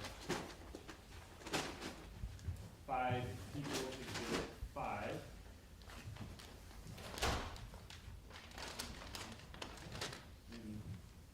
Detective Torres, what is that? This is item number 22 from the original case. It is a red and white blanket that was on the ground near David Road. And you're personally familiar with that? Yes, I collected this out at the scene.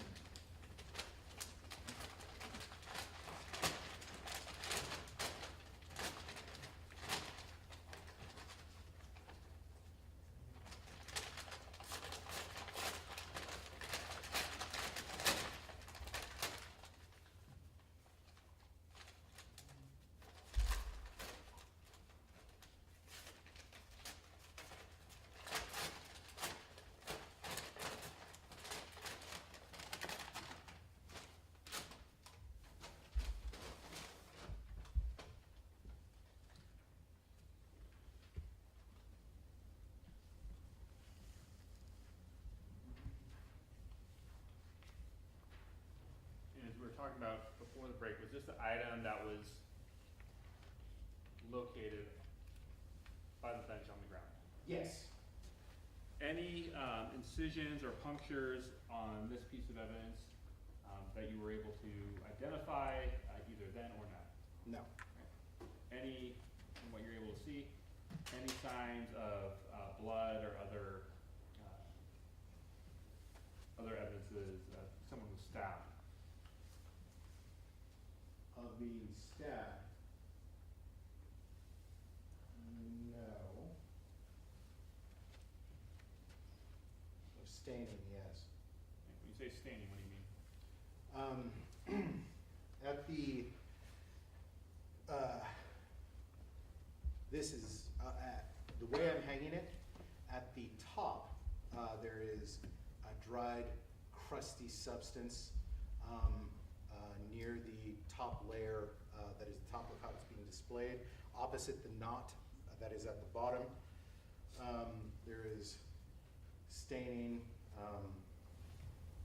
reddish, and hard now that it is dried.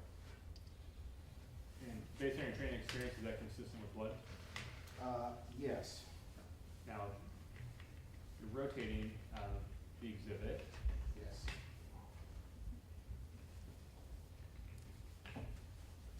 What are we looking at now? It is a blanket with a knot at the top, a slight hooded area, much like a poncho.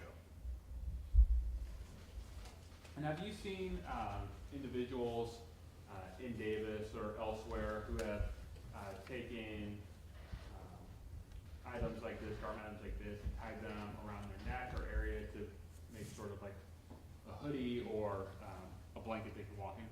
Yes, a makeshift poncho. Yeah. Great, we can put that exhibit away.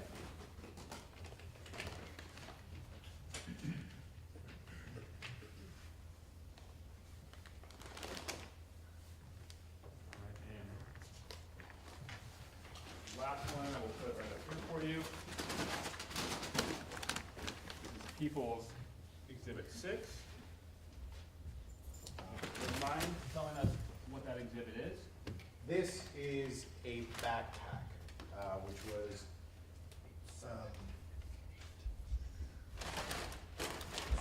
this was packaged as reference item CS-6 for CS being crime scene, 6 being the 6th item collected from the crime scene, so CS-6.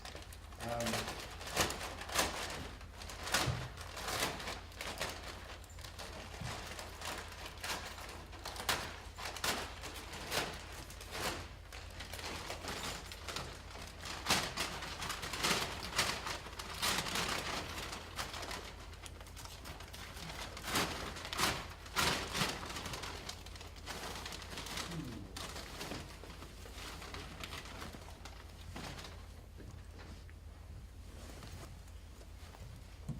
you're familiar with these items? Yes, I'm familiar with this backpack. Yes, I'm familiar with these items. This is the backpack that was next to David Bro, that contained the laptop, his wallet, which I used to identify him.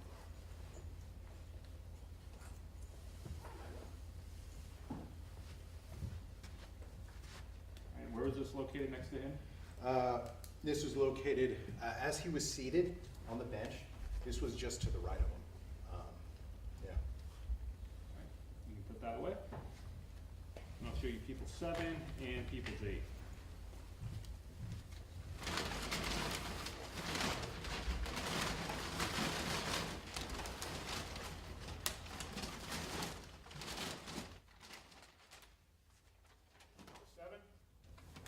So we're going a little out of order, but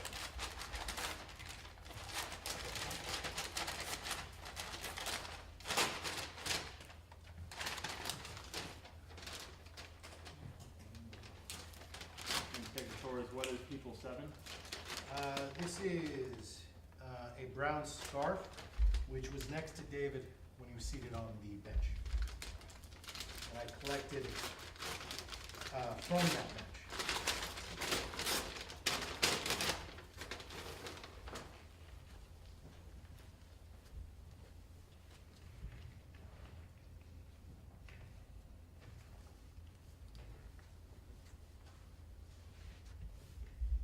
Any signs of blood or anything like that, incision marks on this from what you could recall back on April 27th or today?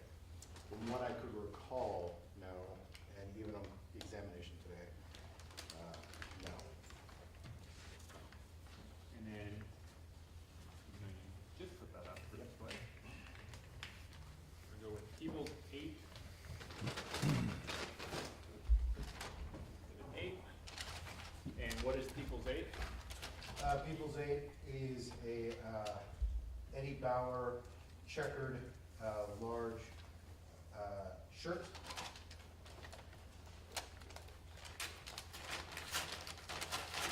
Which I recall was next to David as well, next to the scarf on the bench. Is there a biohazard issue with that one? Oh, yeah. Yeah. Then we won't display it. So you're familiar with that? Yes, yes, I am. Okay. And you collected that? Yes. And, sorry, I missed it when I was telling you it was biohazard. Where was that located? This was located on the bench underneath the area that David was sitting, and next to that was the scarf and the backpack. Great. We help you move this back, and then we can go back on the stand. And pick it. Sorry. Just slide it over.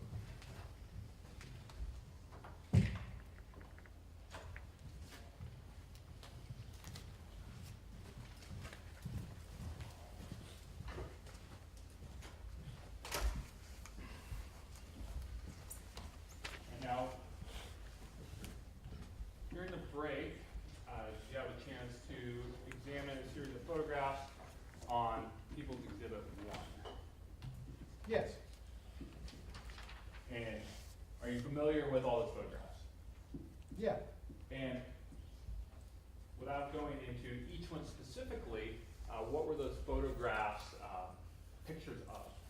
Those were the evidence photos, overall photos for the scene at Community Park as evidence was being collected.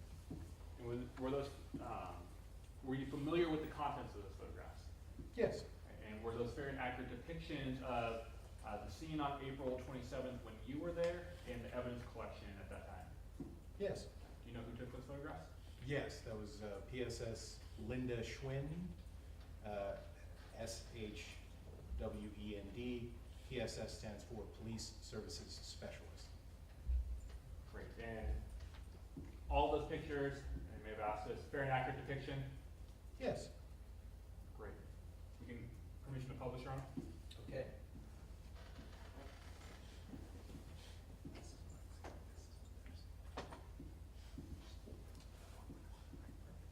So, on People's Exhibit 1, item or photograph ending in 7333. What are we looking at here, Detective Torres? So this is this is Central Park. Directly in frame near the center of this photo is the park bench where David Bro was found. He is currently seated there underneath a white colored covering. What's behind him? What's that area behind him? So that area behind him is play structure area. The back of the bench, there's a gap to the wrought iron fence line for the play structure. It's a play area. When you say there's a gap, are you talking about between the bench and the fence? Yes, Right. How big is that gap? about 2.5, 2 to 3 feet, somewhere in there. Is there any lighting in this area by this bench? No. Have you been to this area at night before? Yes. Can you talk about the lighting? The dominant lighting at this park area, near where this bench is, would actually be in the enclosed play structure area, would be lit. This area where these trees are located, it would not be well lit. So when you say not well lit, dark. Dark, it'd be dark.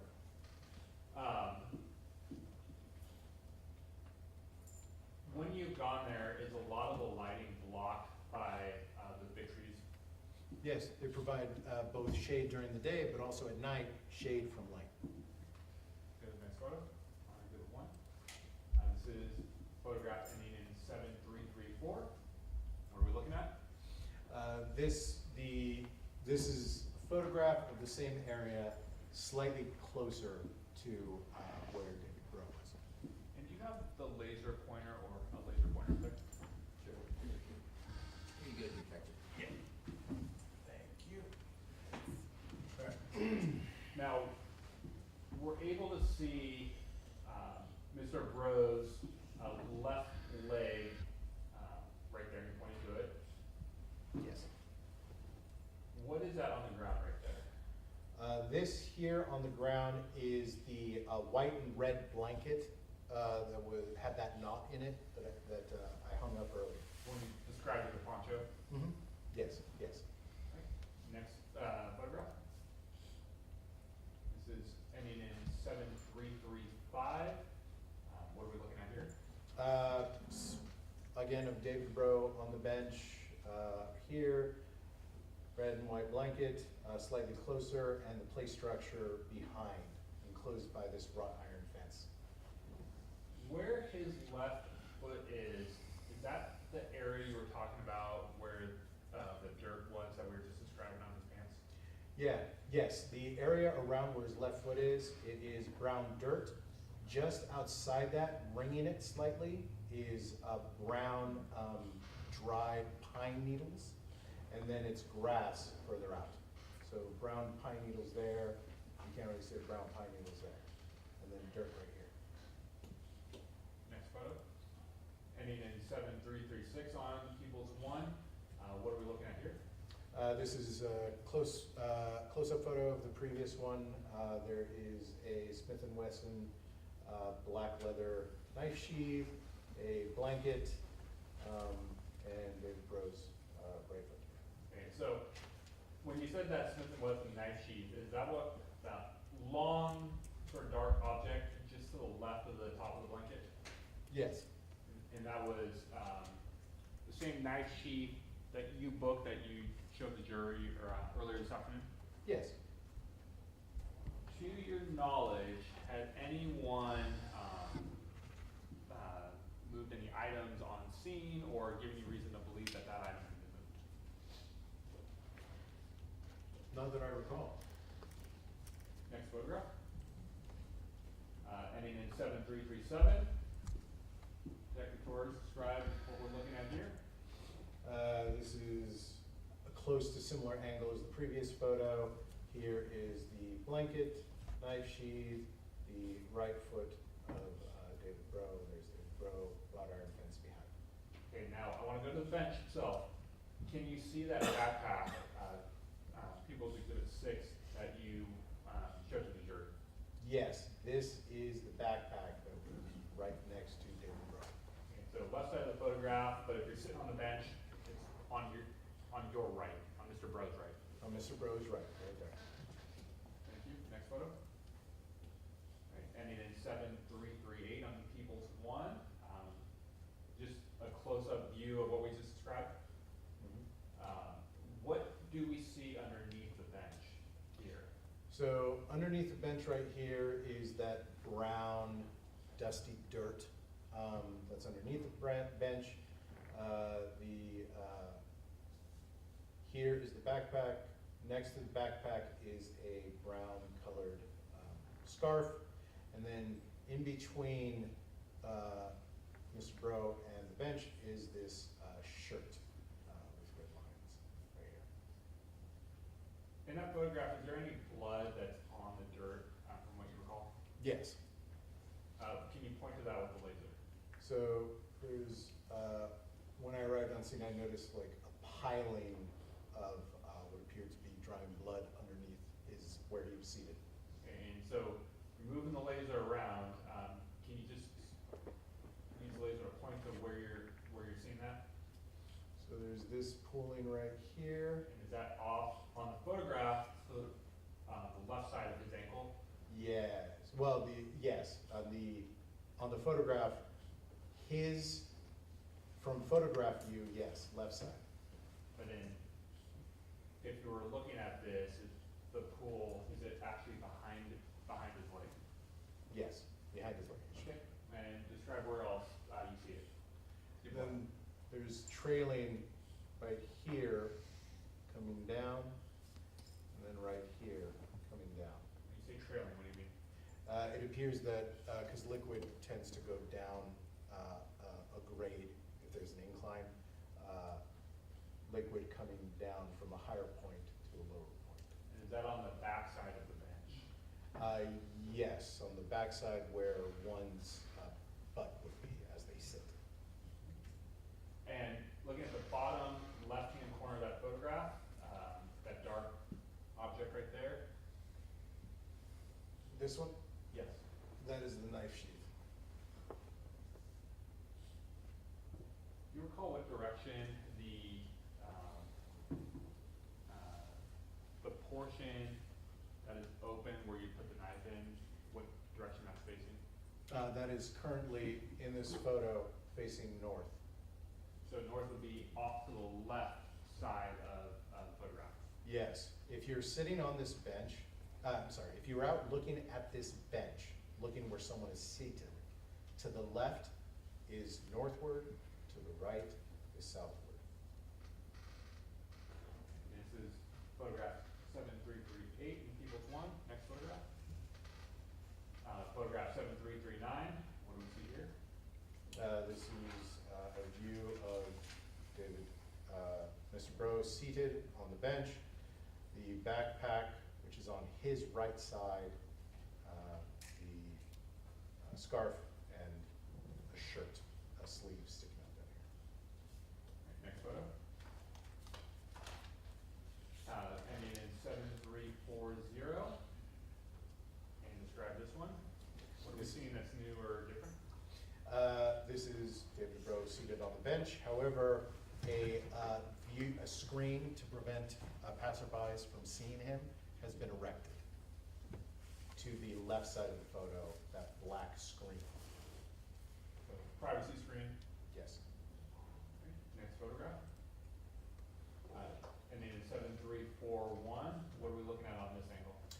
This is, you can see more of that reflection of liquid that is pooling underneath him, red liquid, with trails coming down. Since where that liquid is a high point, liquid tends to go down at a grade, so it's going to low points. And Suspected blood. And looking at Mr. Bro's shoes, anything else you can consider? Yes, one shoe, his left shoe is planted sole down. His right shoe is planted with the right side of his ankle down instead of the sole. There's also red staining on the tip of his left shoe.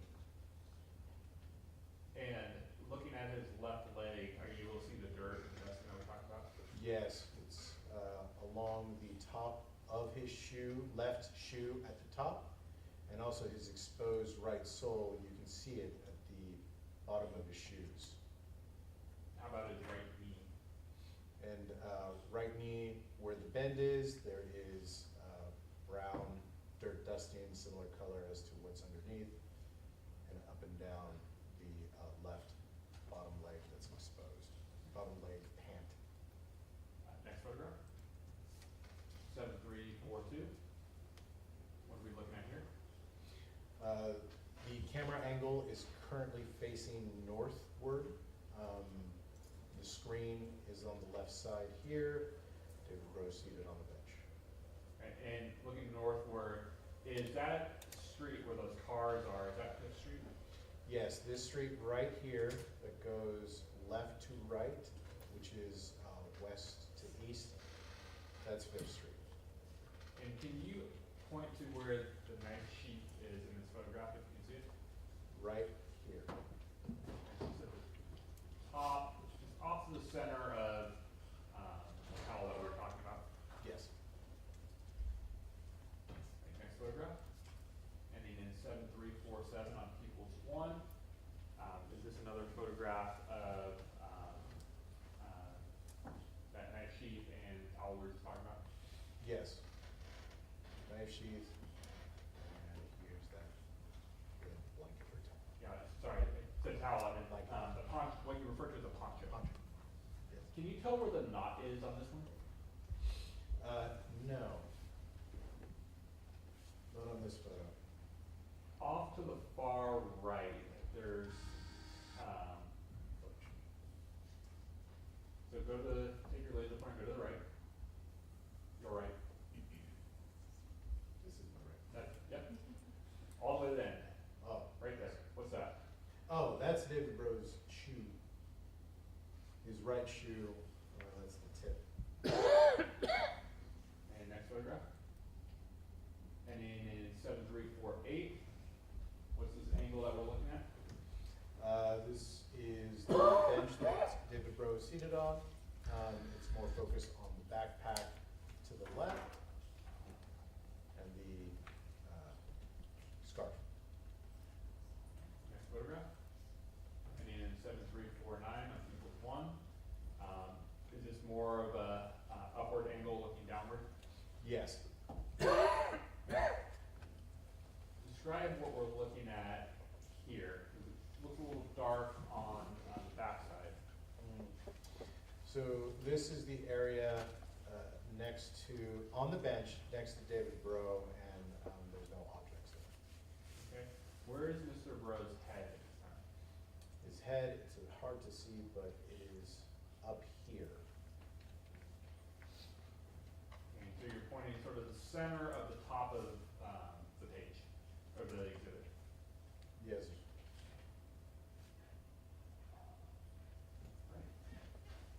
Next photo, ending in 7350. What's this? That's David Bro's left shoe and leg. And similar to what we described earlier, you can see the dusting in the dirt. Yes. And is this the, he's seated on the bench, that area that you had described in the previous picture, that was, there's no objects there, is that what we're seeing right there? Right here. Next photo. Ending in 7353 of Peoples 1. What's this? This is a photo taken in, the angle is northward. This is a photo of the left side of David Bro, seated on the bench. He has his outer layer hooded sweater with the hood up. And immediately behind his head, is that the wrought iron fence that you were talking about? Yes, right here, wrought iron fence. Is there a lot of room to walk back and forth between that fence and that bench? Not a lot of room. Now, let's go to the next photograph. We move from 7353 to 7360. What is this? This is a photo of the right side of David as he's seated on the bench.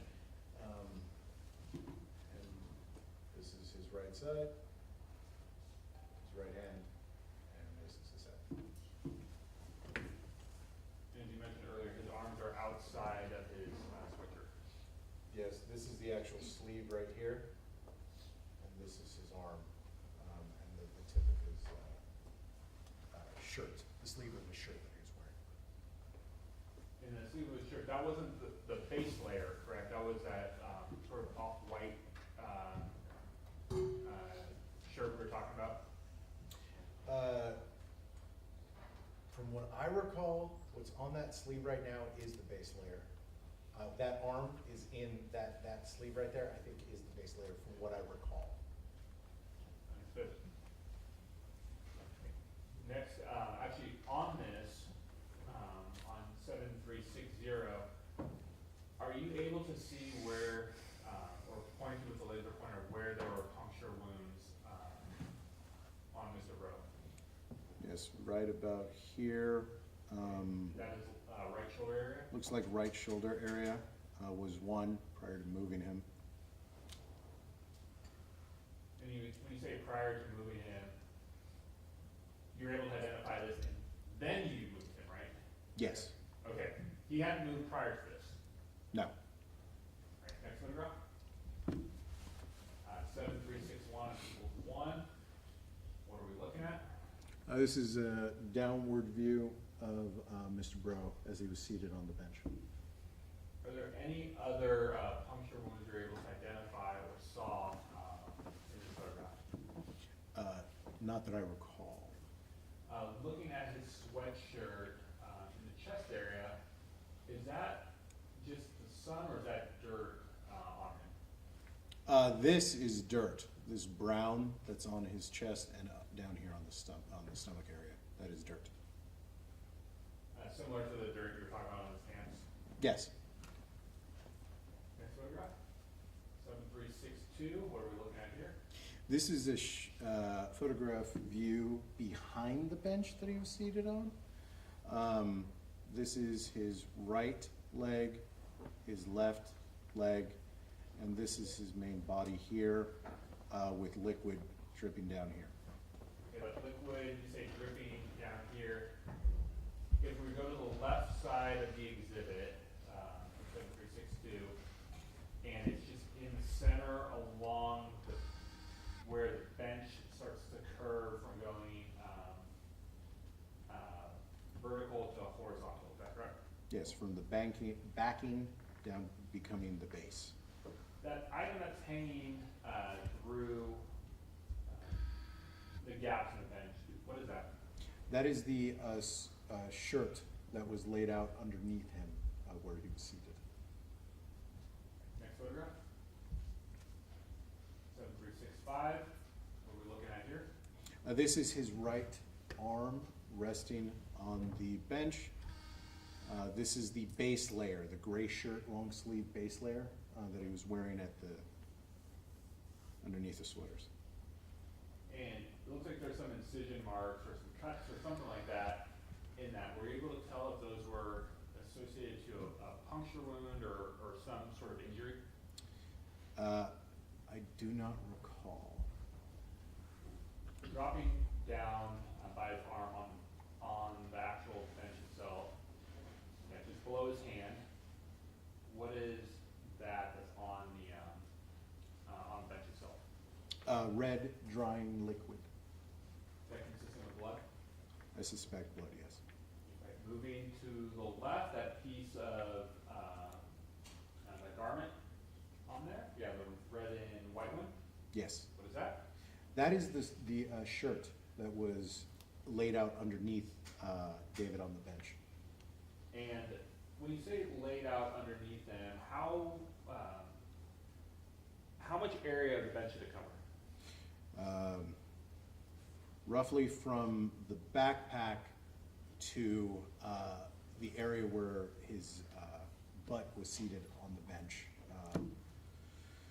Roughly 2 feet wide. It was a button-up shirt, unbuttoned at the time, I believe. Did it appear to be used as like a sheet to sleep on, or could you tell how it was laid out? It was stretched, taut, and laid out underneath so that very little parts of it could get in between the gaps, as if to prevent either a draft or to sleep And what on the far left of that photograph are we looking at? That's the backpack that was next door. Next photograph. 7367. What are we looking at here? This is the left side of David Bro at the belt line. His pants, the blue sweats, underneath the sweats, blue jeans with the belt, and this gray shirt is the base layer underneath the sweaters. Next photograph. 7369 on People's One. What are we looking at here? This is the left leg of David Bro with brown dusting on it. Now, at the top of the photograph, just if you move from the knee area, right there you go. You know where I was going. Mhm. What's that? That black item is the sheath. Next question, or two, not next question. That's what I do. Next photograph. 7370. What are we looking at here? So this is the back of the bench, looking at the back of David Bro's left side. Now, previously you had mentioned the blood, suspected blood that was dripping. Are you able to see that in this photograph? Yes, it's right here, these droplets, right here.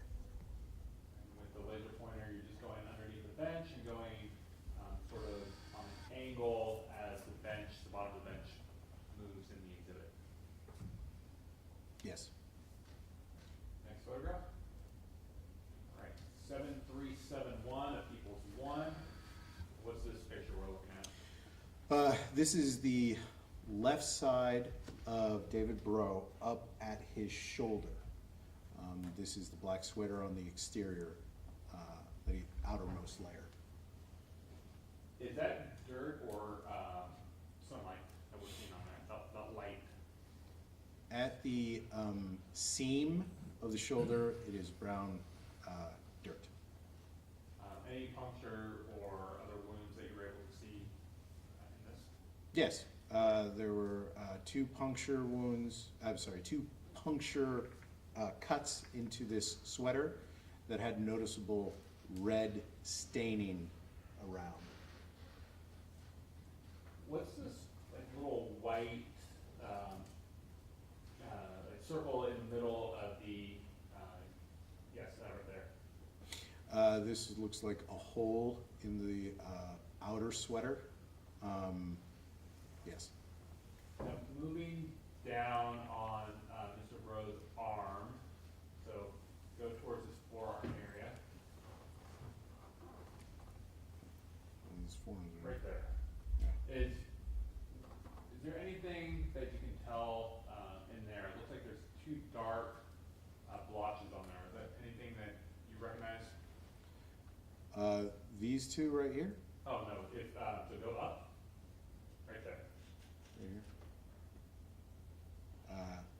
The redness or the stains? You tell me. I'm noticing dirt here, Okay. dominantly. Dirt. Got it. Next photograph. 7372. What are we looking at here? This is a photo taken from the south side of the bench to show its backing height here, which was about 32 inches. Okay, so just under 3 feet. Yes. Okay. Next photograph. This was a photo to show the height of the armrest. How tall is that armrest? 23 inches, I believe. That's photograph 7373. Next photograph. Looking at 7381. What's this? These were punctures that I noticed along where underneath this is his arm. This is the stomach area of the sweater, the outer layer, but underneath it is his arm. And there were two with red soaking liquid around it. One here, another here. Are we looking at the left side of his body or the right side, or are we looking down on his orient us to this photo?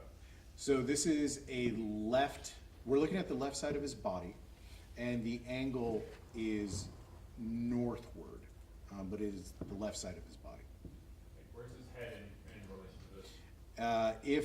If this had panned out further to the top, his head would be the further top right of where this photo is.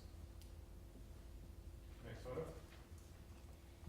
7382, what are we looking at? This is that same area and the use of a reference scale for puncture comparison. When you say reference scale, what does that mean? Putting down a scale in the photo so you have so whoever used it has a general idea of the size of something. So what wound is being measured here? Could you zoom in more for me? Go up. It's hard to see, but I think usually I think there's one right here. And when you say right here, you're circling the area where if you took one and went across to make a square, would be within that. Yes. Next photo, 7382, next photo. 7383 on Peoples 1. What is this? That is a puncture wound just to the right of the pocket entry, outer base layer. Right, next photo. 7384, what is this? The same wound using the scale as a reference. And what side of Mr. Bro's body was this on? Left side. Left side. Right, next photo. 7385. What are we looking at? So this is a view of his right side, specifically his right arm as it rested on the bench. Are there any visible wounds on his right arm? Yes, there was a cut on his right hand and then around the area of these punctures. And areas of punctures, you're looking at his forearm area on that base layer. Yes. Next photo. 7386. What's this? This is his left forearm, and this is the sleeve, left sleeve of that shirt that he was wearing, the base layer.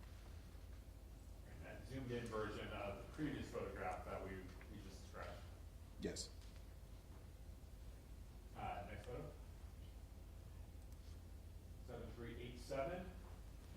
What's this? It's a photo of his face and upper torso. Okay. Where are the puncture wounds, if any, that you're able to point out in this photograph? I do not recall. Let's go to the next photograph. 7388. What's this photograph? This is the right side shoulder area of the sweater with 3 puncture marks in the sweater. Punctures. 7388. Next photograph, please. 7389. What is this? One of those punctures, but slightly closer up view. Next photograph. 7390. What is this? Those are the other 2 punctures that were next to the previous photo. Next photo. 7391. What is this? This is a puncture on the left side of David Bro, up near the clavicle area. And in the upper left-hand corner of that photograph, is that Mr. Bro's chin, facial region? Yeah, left side chin area. Next photo. 7392. What is this? That puncture with scale at a different angle. And again, upper left-hand corner, is that his facial region? Yes. Near his left How thigh. many more do we have left?